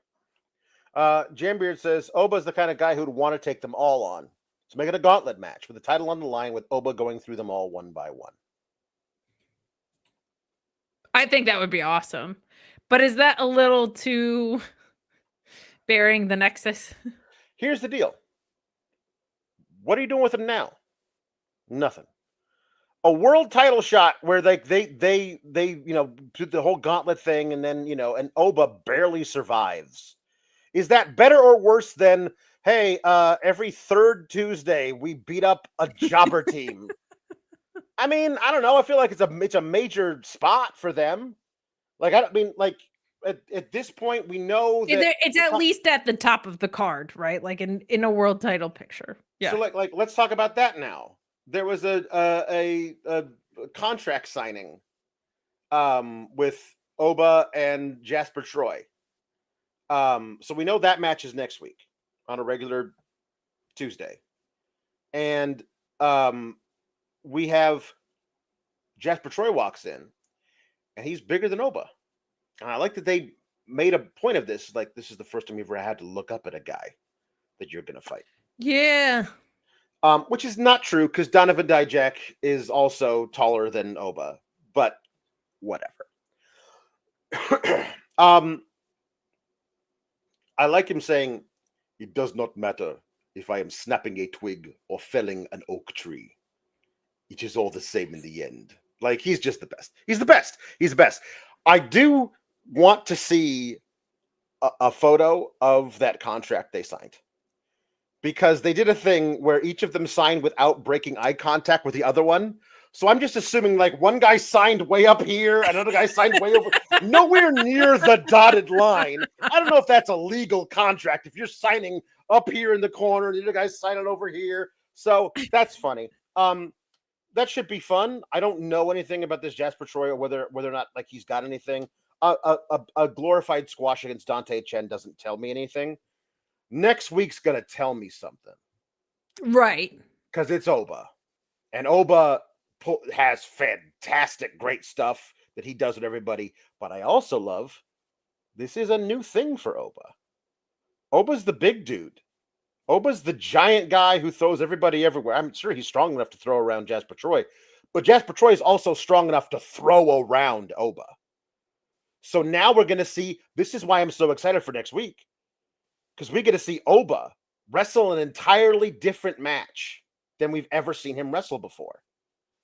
And I'm excited about that, because I love watching Oba work, because he's always figuring out new ways of selling stuff and doing new stuff. I love it. I really like it.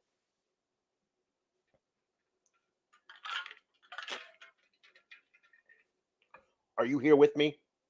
Or am I basically alone here?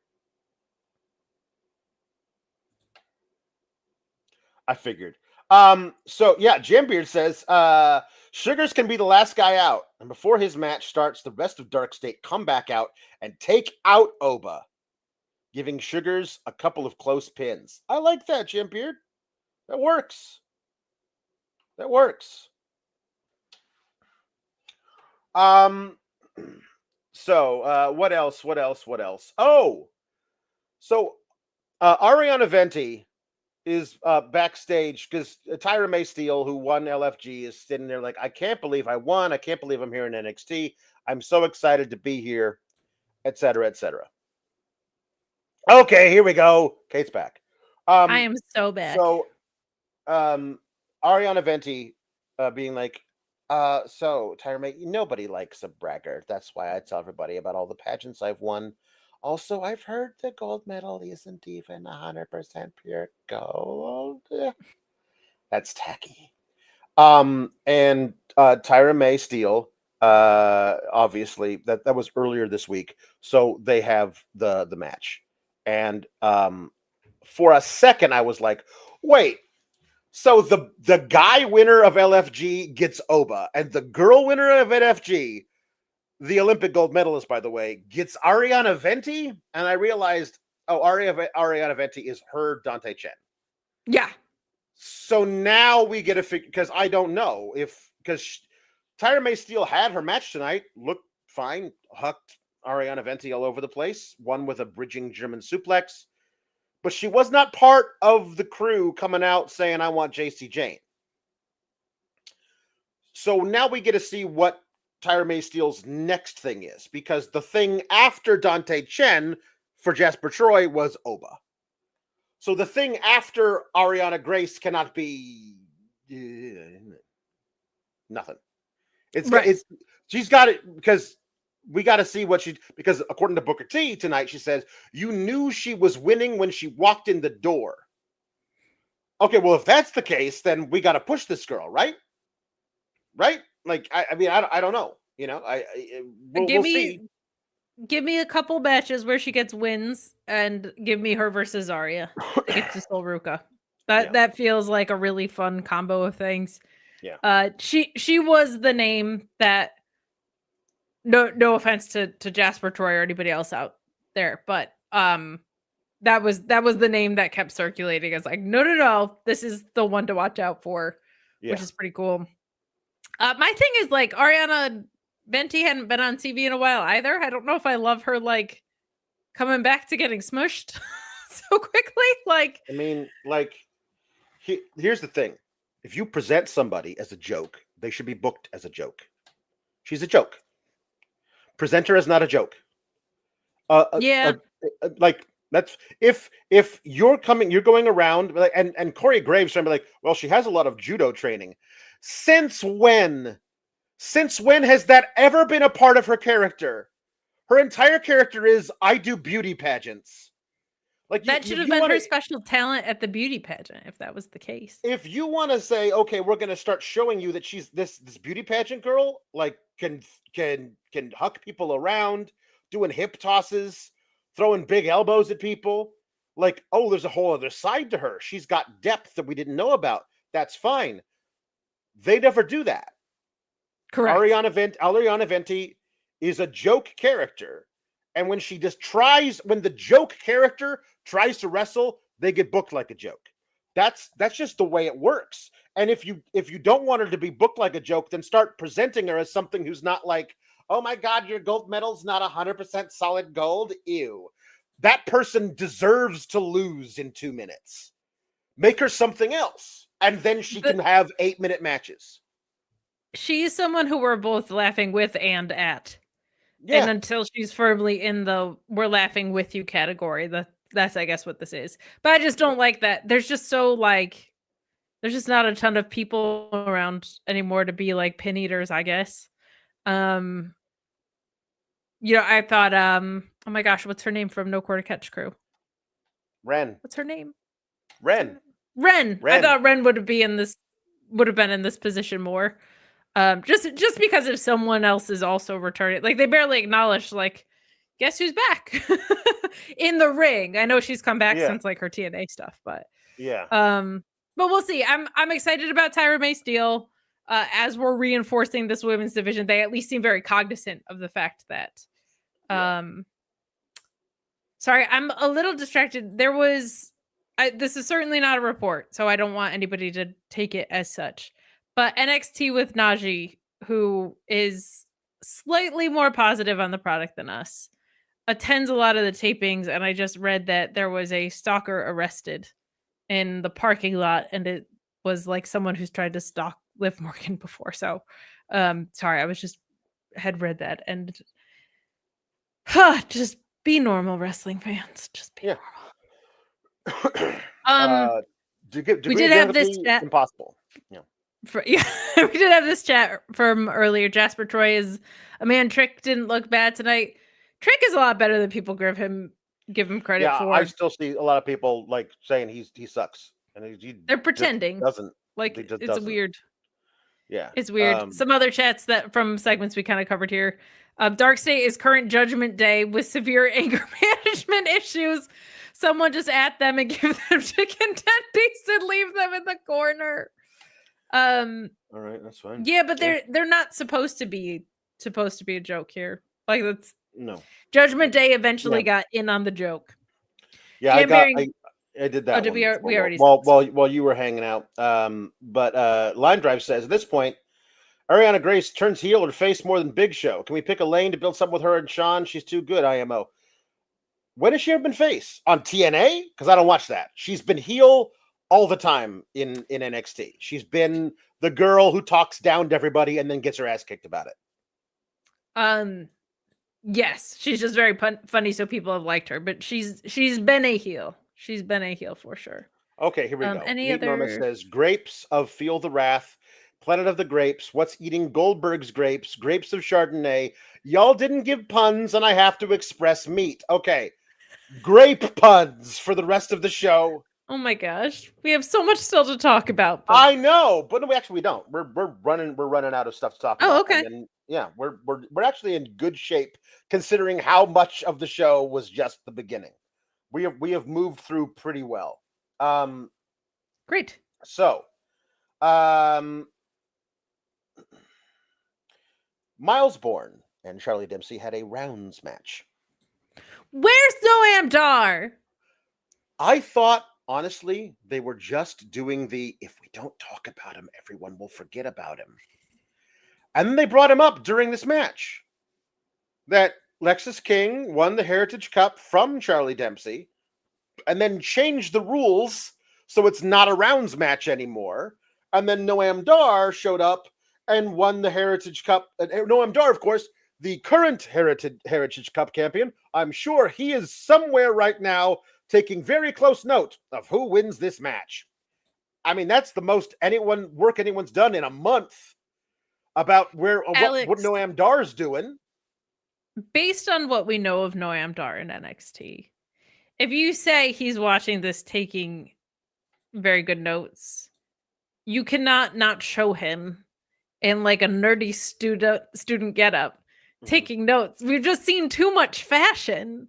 I know. We've seen too much fashion for him not to be studiously taking notes. Like 2022 was the last time he was doing the fashion stuff. Like, it's been a while, so reestablish it. I want to see it back, but you got to reestablish They're timeless. So, how about this?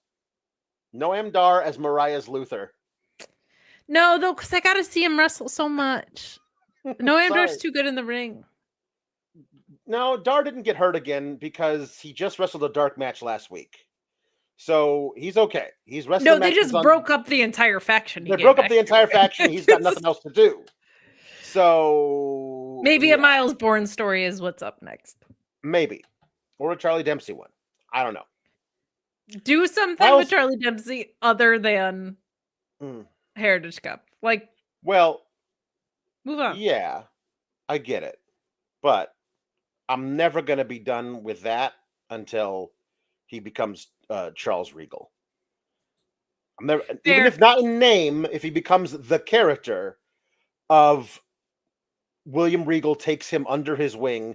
William Regal showing up and like trying to teach Lexus King, who was pretending to be a good guy at the time, by the way, how to use brass knucks, but he refused to do so. That's the biggest thing.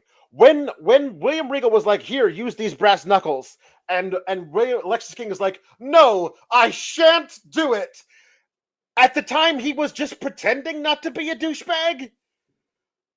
Like, you wasted William Regal taking somebody under his wing with the pretend not a douchebag angle of Lexus King, when you could have done the reason, son, why you lost to Miles Bourne is because you haven't fully embraced your true self.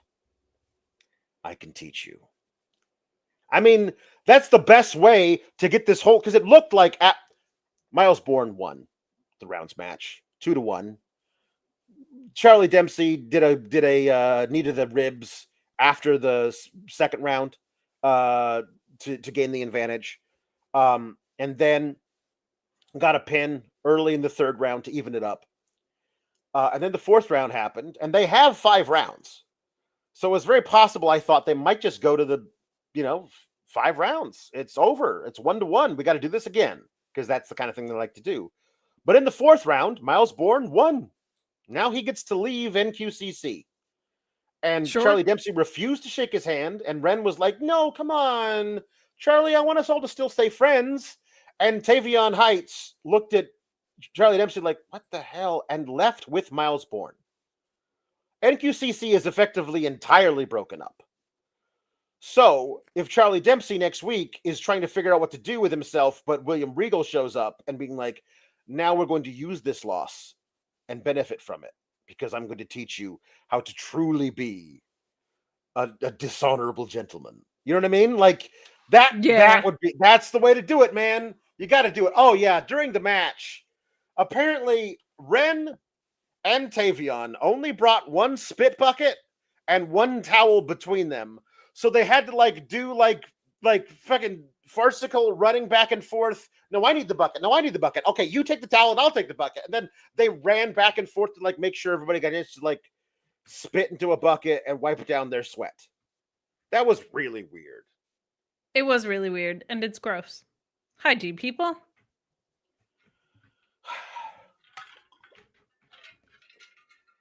If this leads to either of those things, William Regal returning or a program with Miles Bourne, I say Miles Bourne because he just had this great moment with Obafemi, and I think him being in a Heritage Cup picture is something that's really cool, because it's one of those things where it's it feels kind of mid-cardish, but it's just so different from anything else that it's not really specifically anywhere in that way. Yeah.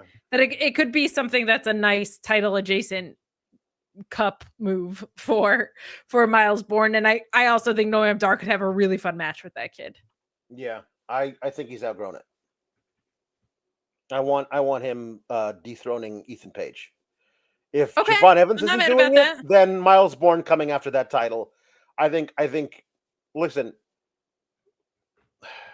tonight, mentioning it notwithstanding, how many weeks ago did he win that thing? 5 weeks ago? Noam Dar won that thing from Alexis King? Something like that. They've decided that's basically being phased out. Nope. Why? Why does he insist on speaking this stuff into existence?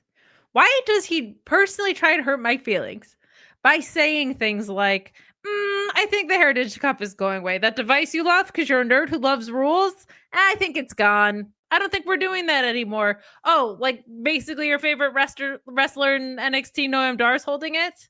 We're going to take away his fashion and the Heritage Cup in one foul swoop. I'm Alex Pulowski. These are the things I sit around to manifest. Look at my backwards hat. I'm so angry. Meh. Maybe you're so angry because you keep putting crap like that into the universe, Alex Pulowski. I needed a moment.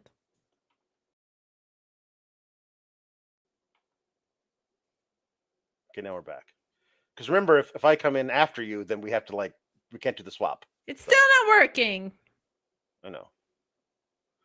So everything sucks. They still haven't mentioned whether or not Noam is going to change the rules back. He freaking better. I don't know. Also, he needs to do that in a promo about what the Heritage Cup means, though. Yeah, we should, for sure. We got to do it. You know what I mean? Yeah, we better. Yeah. So maybe shut up about your ideas of it going away. Yeah. So backstage, we just see Sean Spears and Nico Vance and Brooks Jensen, affectionately here dubbed the Beach. Of course. Walking around, kind of, getting warmed up, going over strategy. And in walks, and all of a sudden, Brooks Jensen is hit in the back with a chair, and it's being brandished by Easy Dame. And Nico Vance and Sean Spears both are like, what the hell? And she says, he was never fully bought in. And if you're not fully bought, let me finish. He was never fully bought in. And so if you're not fully bought into the culling, you're out. And then Sean Spears, who I thought was the leader of the culling, goes, damn right. I agree with you, Izzy Dame, who is now the leader of the culling for some reason. Brooks Jensen was the first member of the culling. Brooks Jensen was the guy that Sean Spears handpicked. He could not be more bought in. He's the most bought in dude. He bought in first. He was number one buyer into the inn. That's what he was. And he made partner at the culling before anybody else.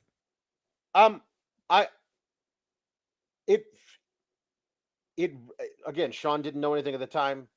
It really felt like they called him into the office today and said, yeah, we're not renewing your contract, Brooks. We're done.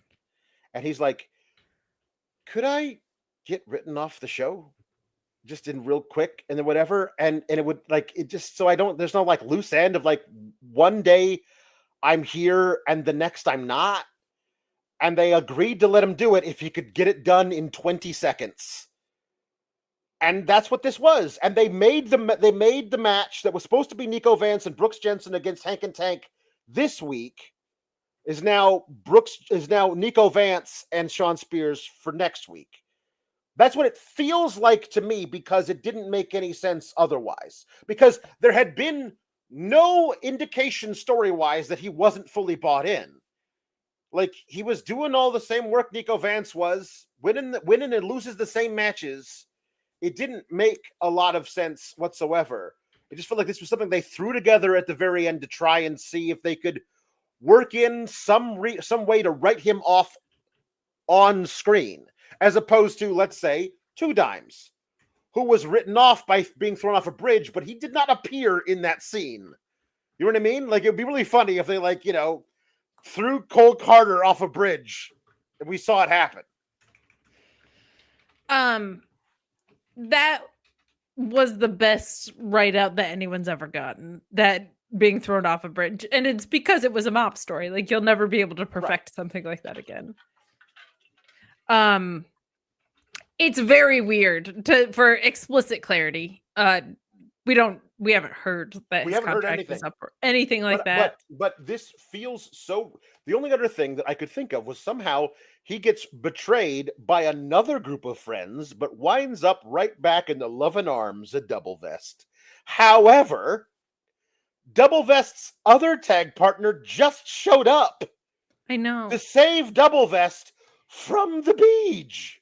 And they're a really fun tag team, so I kind of Inamura and Double Vest are really fun together. They don't have a trios division. Like, it's not like Double Vest and the Beach and Inamura. It's not like you can't do that. You don't think our precious Beach is going up to be a pin eater for the Seth Riders on the main roster, do you? I don't think they're having a pin eater in that group, and I don't know how that's going to go. I don't know. For a while, they don't need one because they're not going to be losing a lot of matches. But Brooks Jensen feels like a really weird guy to be that guy. Briggs feels more like that guy. Brooks does that I agree with. That I agree with. Yeah, I don't know. I don't know. So there was somehow a little coda to this, where Tatum Paxley is just fully laid out, just on her side, with a naked Barbie doll for some reason, wistful about her friends who are no longer there, depressed. And in walks Sol Ruka and Zelta, who apparently had no interest in. Zelta does not want the main title at all. Not at all. Doesn't care about it. Doesn't care about enough to go out there and talk to JC Jane. But, oh, by the way, is it possible we get a Zarya and Mariah May match? Is that a thing we could get? No? I really hope so. I was thinking about that earlier. I'd love that. But we still haven't gotten a straight up Zarya versus Jordan Grace match, have we? Please? No, yes? not on American television. Or not on NXT. So anyway, yes, I know. I mean, not on NXT. Anyway, they're trying to be like, hey, buck up, it's gonna be fine. Don't worry about it, Tatum. And then in comes Izzy Damon, like, I've gotten rid of all these friends of mine who weren't pulling their weight. I've purged all of these friends. You should know no one's going to be a true friend to you at all, or something. It felt half like a recruitment pitch for her to join the Yeah. culling. However, like, it's not a really great recruitment pitch. Like, you should join us because we get rid of all the people who don't pull their weight in our place. And I was like, okay, is that me, or how's that going? So I don't know. Is he coming after the NXT North American title? Could be an interesting thing for Soul to deal with. I think Izzy's a different kind of wrestler, certainly, than Kalani. But Soul seems kind of aimless right now, and Zelta even more so. The excitement that I had of Sol Ruca becoming North American champ is waning. I agree. They need to get the thing is with that partnership, there's such a clear intent of where that ends up, right? So they need to get the program part of that together, meaning like they need to say, okay, these 3 challengers are happening, and then that's where the Zarya turn happens or whatever. But like, they keep calling people up and moving people around. So who knows what was initially planned. But I agree with you. We've seen those really interesting layers from the people involved with like Soul and Zarya's relationship. But they really need to clarify and establish, like, it just feels like they're not like, okay, these are the challengers that are going to happen before the turn, and these are the story beats that are going to get us there. And with this, I don't want to say delicate because they're not delicate, but like with this nuanced, I guess, of a story, I think you want that kind of 3 to 6 month plan in place so that it goes the way it's supposed to. Because if you plan for 3 to 6 months ahead, only 8 things will go wrong in that standpoint. If you plan for 3 to 6 months, only one person will get called up, only one person will get injured, and then you can plug and play from there. Like, Right. That I always give credit to for wrestling being an insanely complicated ecosystem, because your vision can be extremely clear and everything can still go to crap, or it could go 100% smooth. So Yeah. I think with something with a talent like Sol Ruca and a talent like Zarya, you want to have explicit clarity and control it the best that you can, because that has the potential to be some Alzheimer's stuff. Yeah.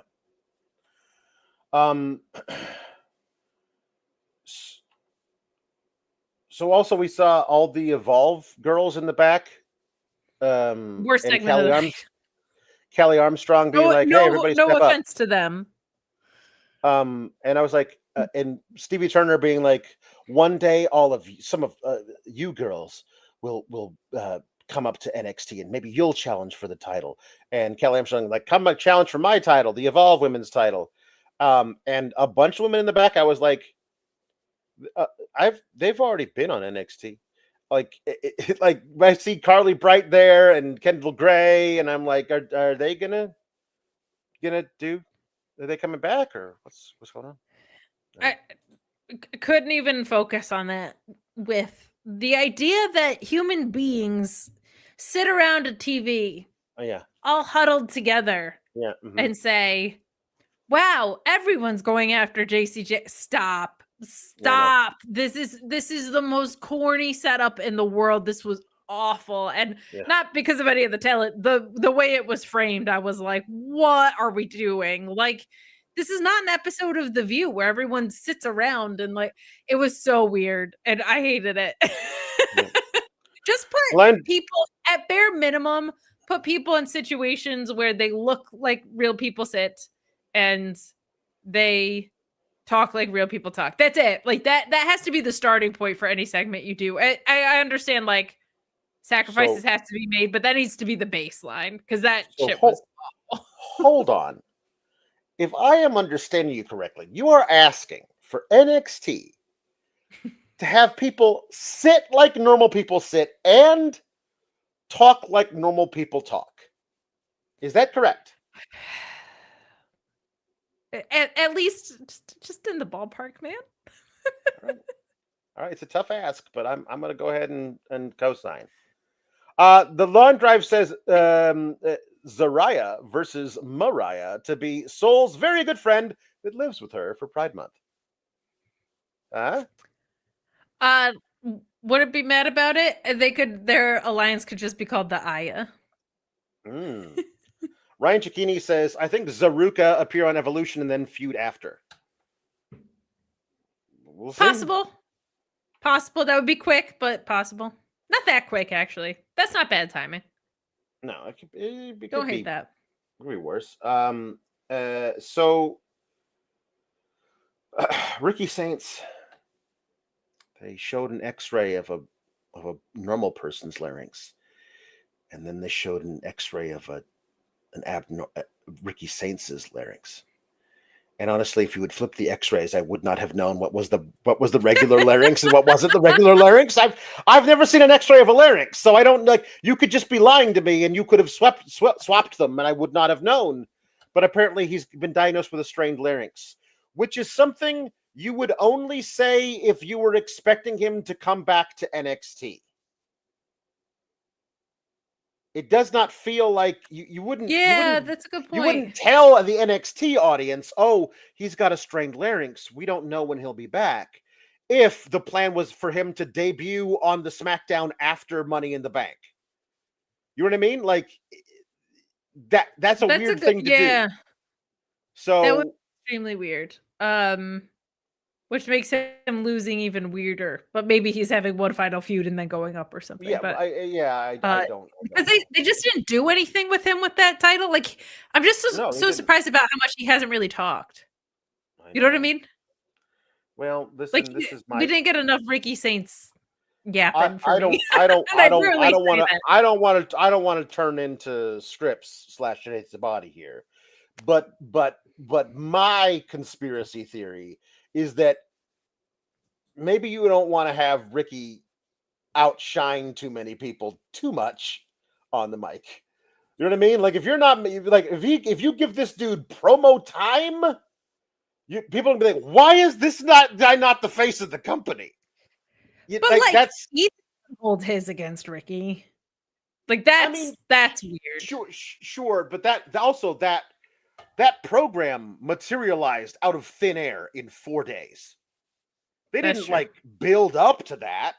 It was just like. But then he didn't have to lose. Then you know what I mean? It's very weird. That's why it doesn't make a lot of sense to me. Maybe, I mean, you and I couldn't even tell the difference between a regular and a strained larynx. Maybe it is so bad he can never come back to NXT. Yeah. Maybe they had to call an audible in the match because his larynx is so bad. He was like, I might never wrestle again because my larynx. Not strained, bruised. It's a bruised. Either way. A contusion. So here's something. Like, just please, if this is what we're going to continue to do to my beloved Tony D, can we just have him lose? All the people turn against him, and he do whatever you're going to do with him afterwards, because you are slowly making him dumber and dumber and dumber. He is both Jim Carrey and Jeff Daniels. He is both dumb and dumber. We get a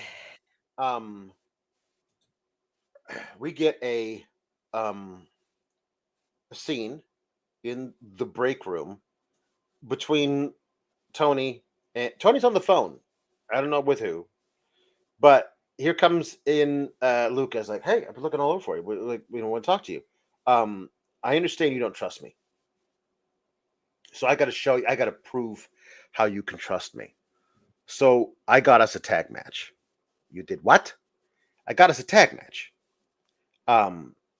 It's going to be because, hey, remember how Stacks paid off High Rise? I don't like that. So I'm going to use Bouncy Beef. Stacks paid off Bouncy Beef to take you out. I don't like that. I'm going to use the name we call I hate High Rise. I just don't like it. Bouncy Beef's better. So Stacks paid off Bouncy Beef to take you out, and then Wes got one over on you. Well, it's going to be me and you against Bouncy Beef next week. And that's why I could prove that you could trust me.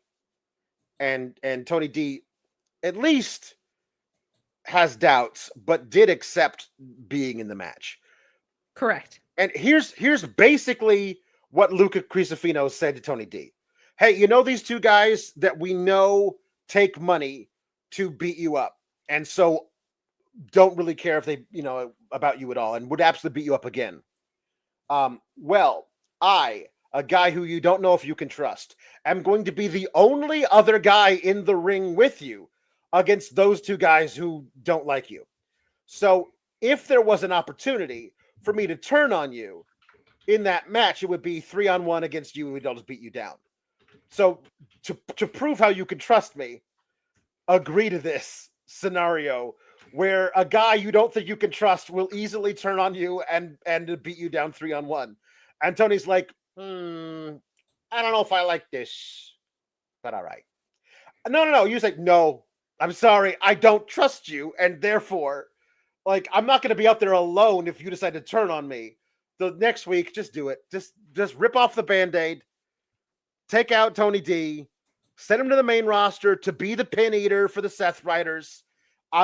It'll be fine. He'll look good in the matches before he loses. It's fine. Do that. I now just wish they never broke up the family. They should just move to the main roster as a full act. Big Ange comes down for the save, and then Big Ange also turns. No, it hurts happen. my heart too bad, Alex. I know, me too. We got a Luca Crucifino hater. Dave Koss saying Mariah side quest seduces Luca charismaless Fino to the bridge and walks the plank never to be seen again. Insert star effects on screen. Mariah. Luca Crucifino Rizless? I don't think Luca Crucifino lacks the Riz. I mean, you think Luca Crucifino lacks the Riz? I mean, it's difficult if you're comparing him to Tony D. Oh, well, compared to Tony D. I mean, here's the thing, Luca. We gotta get him into a room with Tony D's dialect guy, because if your name is Luca Crucifino and you do not sound like this, you're doing a bad job. I don't care if you did go to law school. You don't get rid of this accent. This is how you talk if your name is Luca Crucifino. And he talks like this. Tony, you know you can trust me, right? A guy whose name is Luca Crucifino does not talk like that. So maybe it's not necessarily Rizless. He's just, accentless.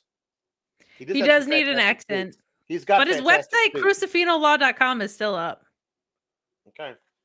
I respect it. There's a D'Angelo family t-shirt as well. All right. I don't know if I would trust a lawyer who's putting his merch on there, but you can schedule a free consultation. Should we do this?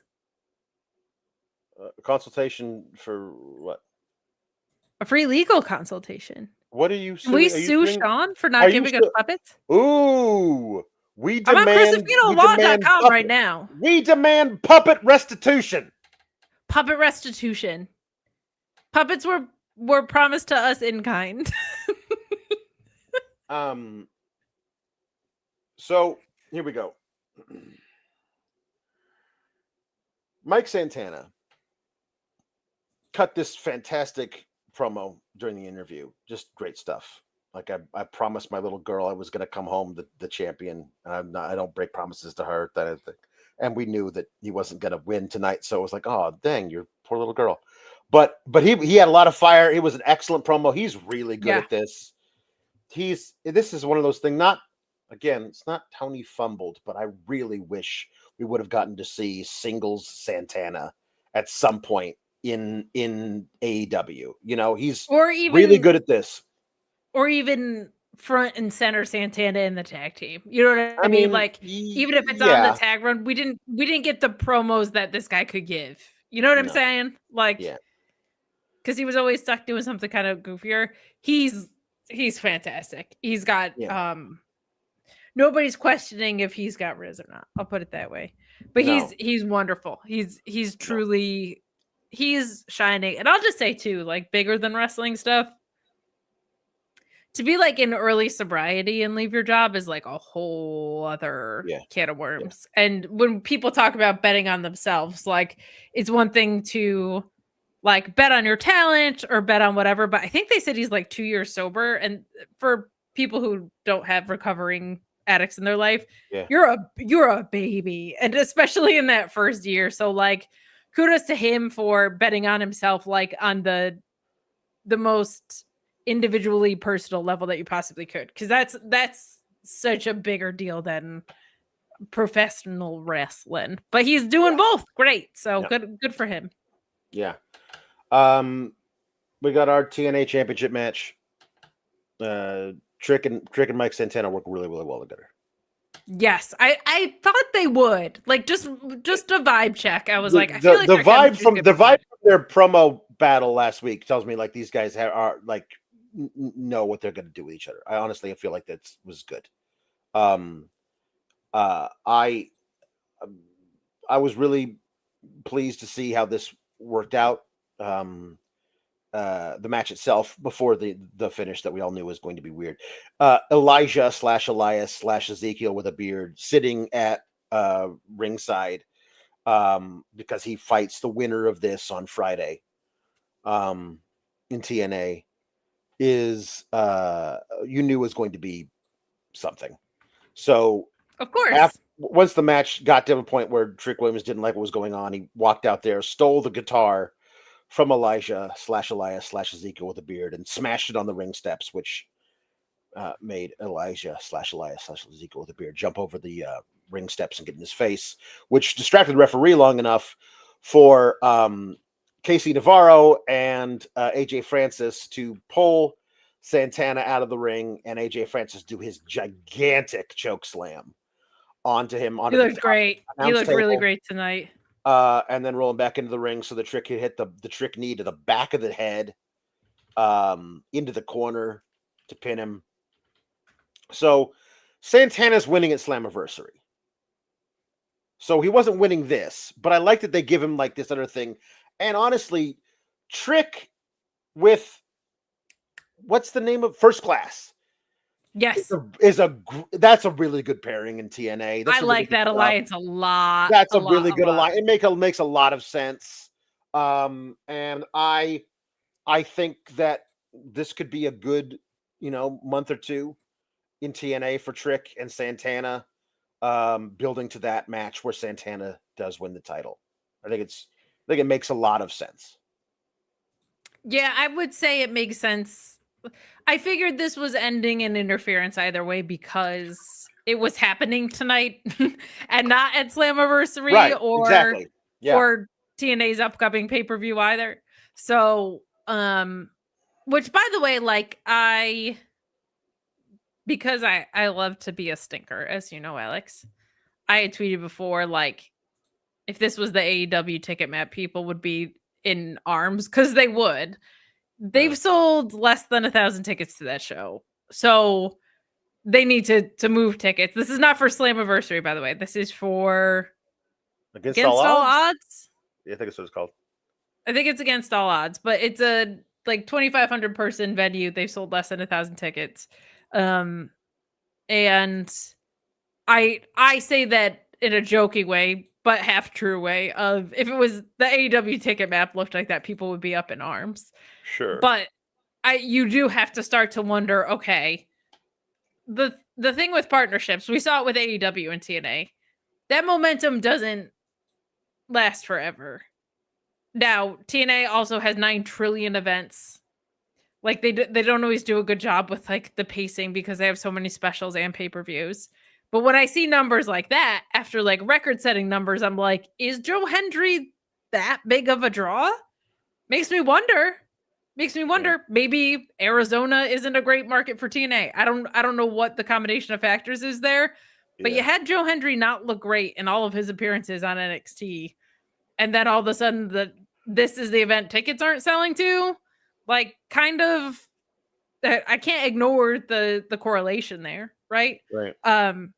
I do also think part of it is probably the way that they schedule their shows and the market they're in, but yeah, it's not great. It's not great. No. But Santana and Trick, I think, is a great program. I think the alliance with Casey Navarro and AJ Francis is excellent. I'm not saying there's not money in the combination of factors we got. I think that ticket map is that ticket map for the one in Pittsburgh, or is that the same one? Because that one I've also seen that one, and that one's bad. But I've not seen the ticket map for Against All Odds. But the TV tapings looks atrocious, unfortunately. But good question.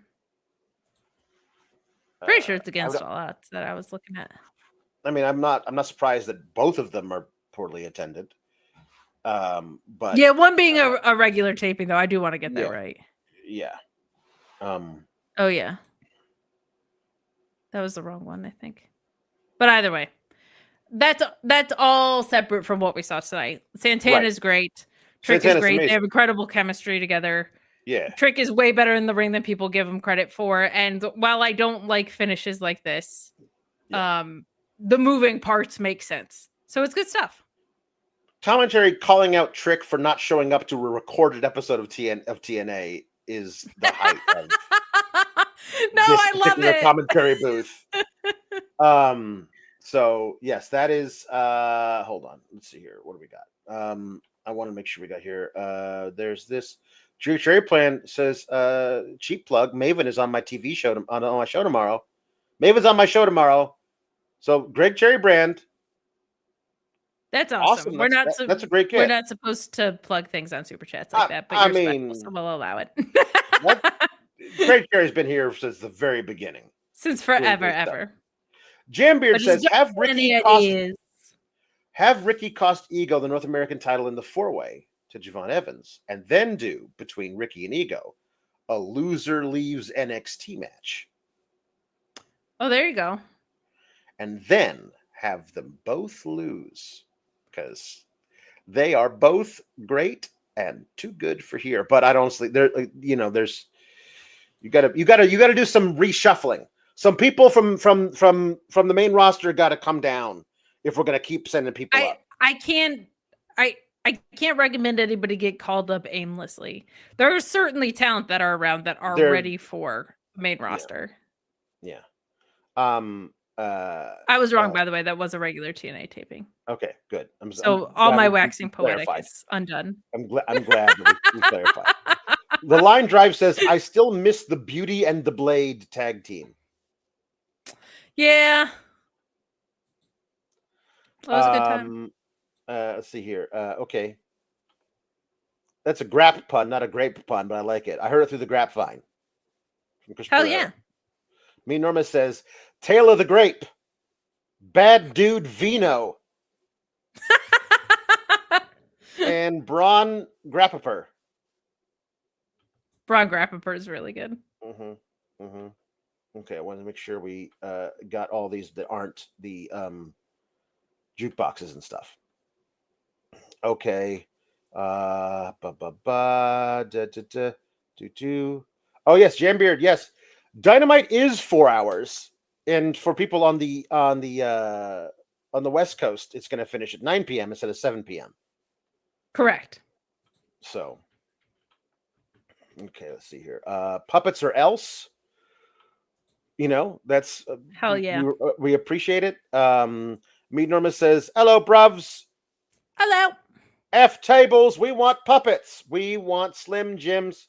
That's what they're gonna have to call it when they bring out the tables. My God, it's the Slim Jim table. Snap into it, power bomb.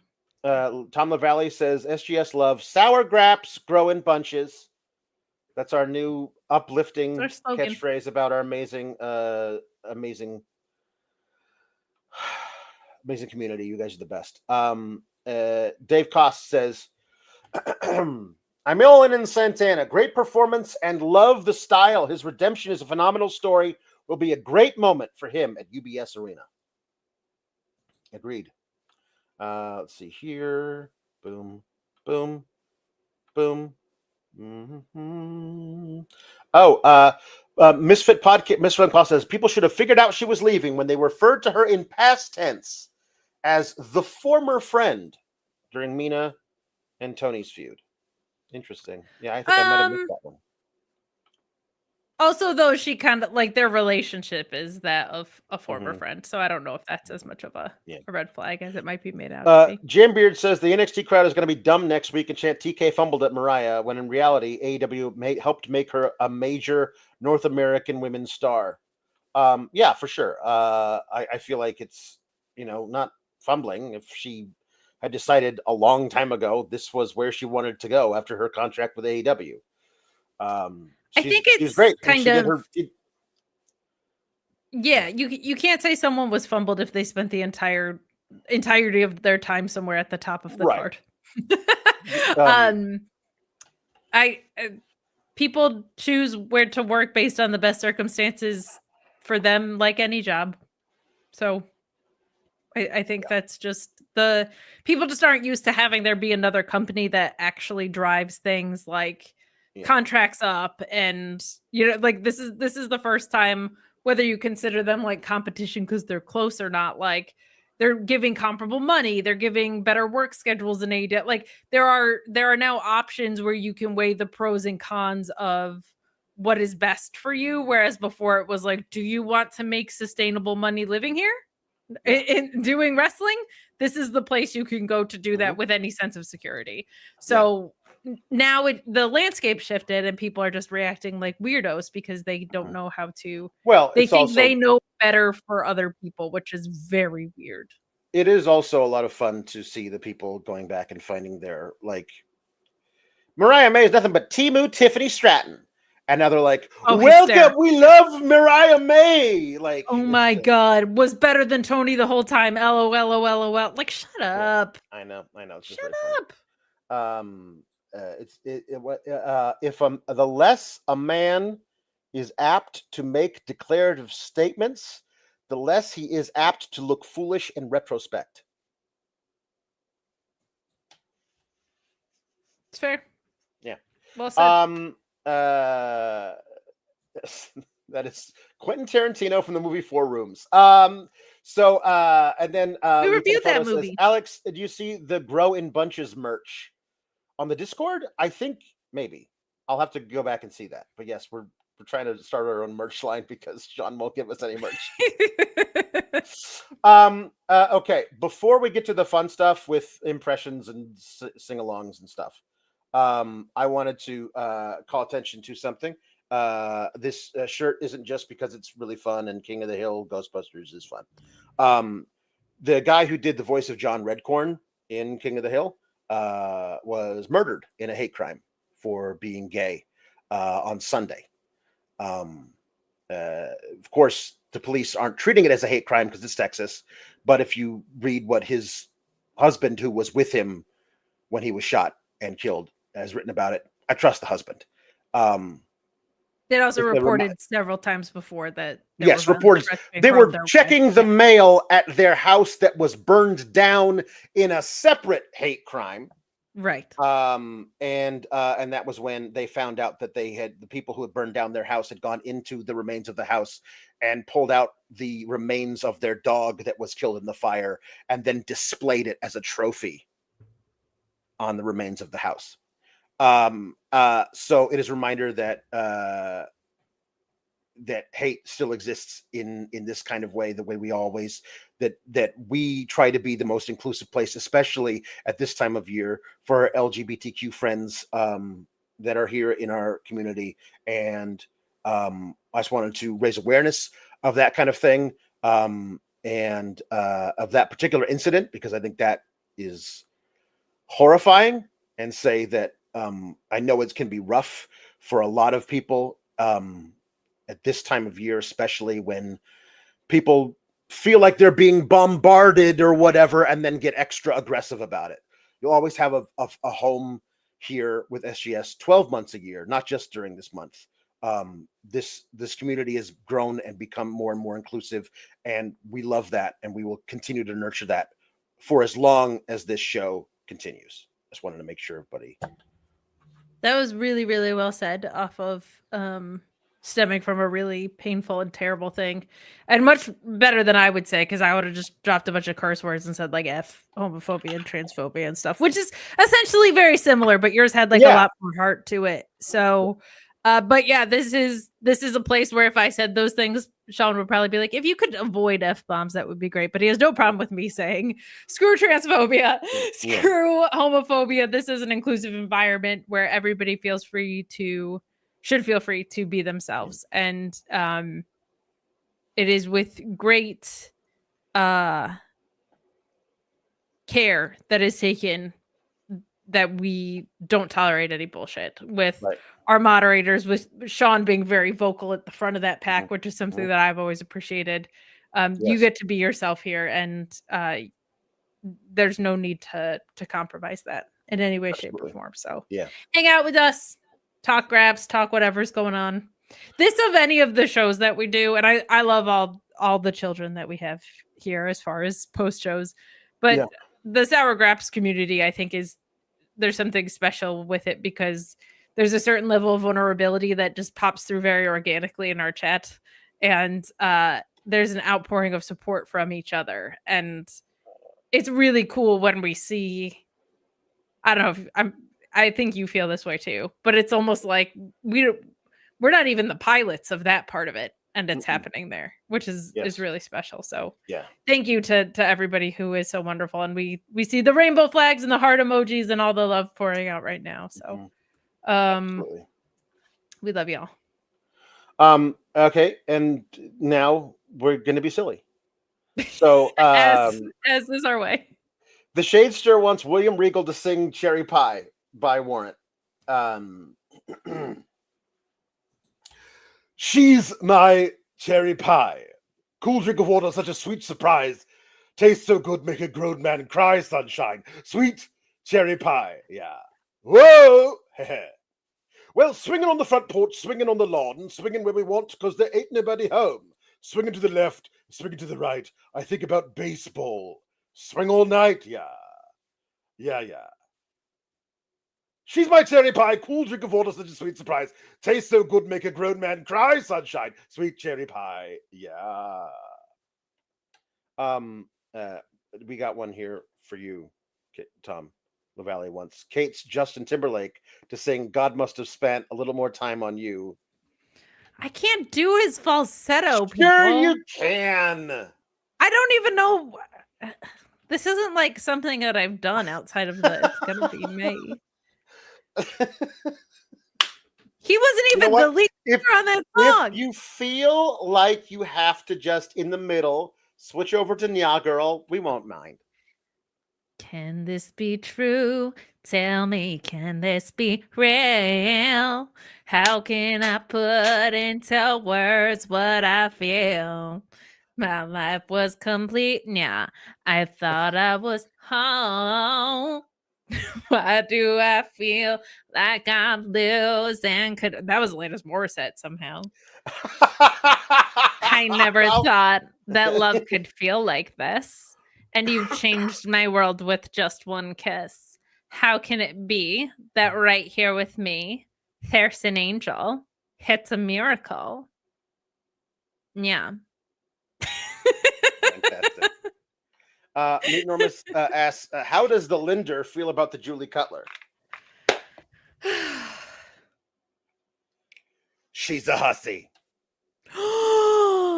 Linder! She tried to steal my mate Normus from me.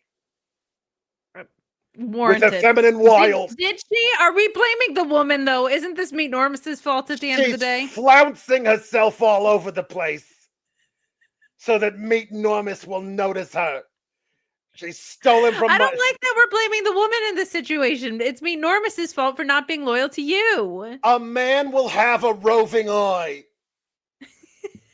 Especially if he's as enormous as Meat. I'm fine. I'll tumble for you, Julie. It was just a joke. We're just funning. It was mostly a joke. Okay. Wait. Okay. We have the last one's going to be a duet. But we got to do this. Dusty, are you available? I'm here, baby. I love me some Guns N' Roses. Who doesn't love Guns N' Roses? Who doesn't love Axl Rose? The best. Axl Rose, one of the best frontmen in all of rock and roll. For sure. Hold on. I got to get on the Google. Here we go. When I look into your eyes, baby, I can see a love restrained. But darling, when I hold you, don't you know I feel the same? Nothing lasts forever. And we both know hearts can change, baby. And it's hard to hold a candle in the cold November rain. We've been through such a long, long time just trying to kill the pain. Ooh, yeah. But lovers always come and lovers always go. And no one's really sure who's letting it go today, Daddy, walking away. If we could take the time to lay it on the line, I could rest my head just knowing you were mine.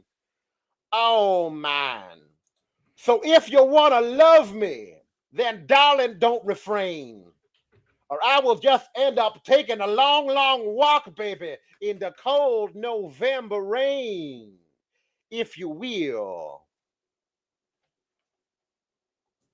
And Thank I you. will, Dusty. That's a beautiful song. You really performed that one. Your heart was in it. I could tell. If you have to do justice to the great Axl Rose of the band true. Guns N' Roses. It's very Well, true. I gotta go back to the great beyond. Okay. Thanks for stopping Happy in. Pride, Happy everybody. Pride. I always knew Dusty was an ally. Hello. Ricky! Ryan Ben wants Ricky Rainbow and Justin Timberlake to duet It's Gonna Be Me. I also have to get on to Google. I gotta find the lyrics for this guy. Me lyrics. So, I'll do the first stanza, and then you do the one that ends with the song title. Okay. I got you. I'm picking up what you're putting down. It's gonna be me. Oh, yeah. You've more been hurt, babe. That ain't no lie. You've seen them all come and go.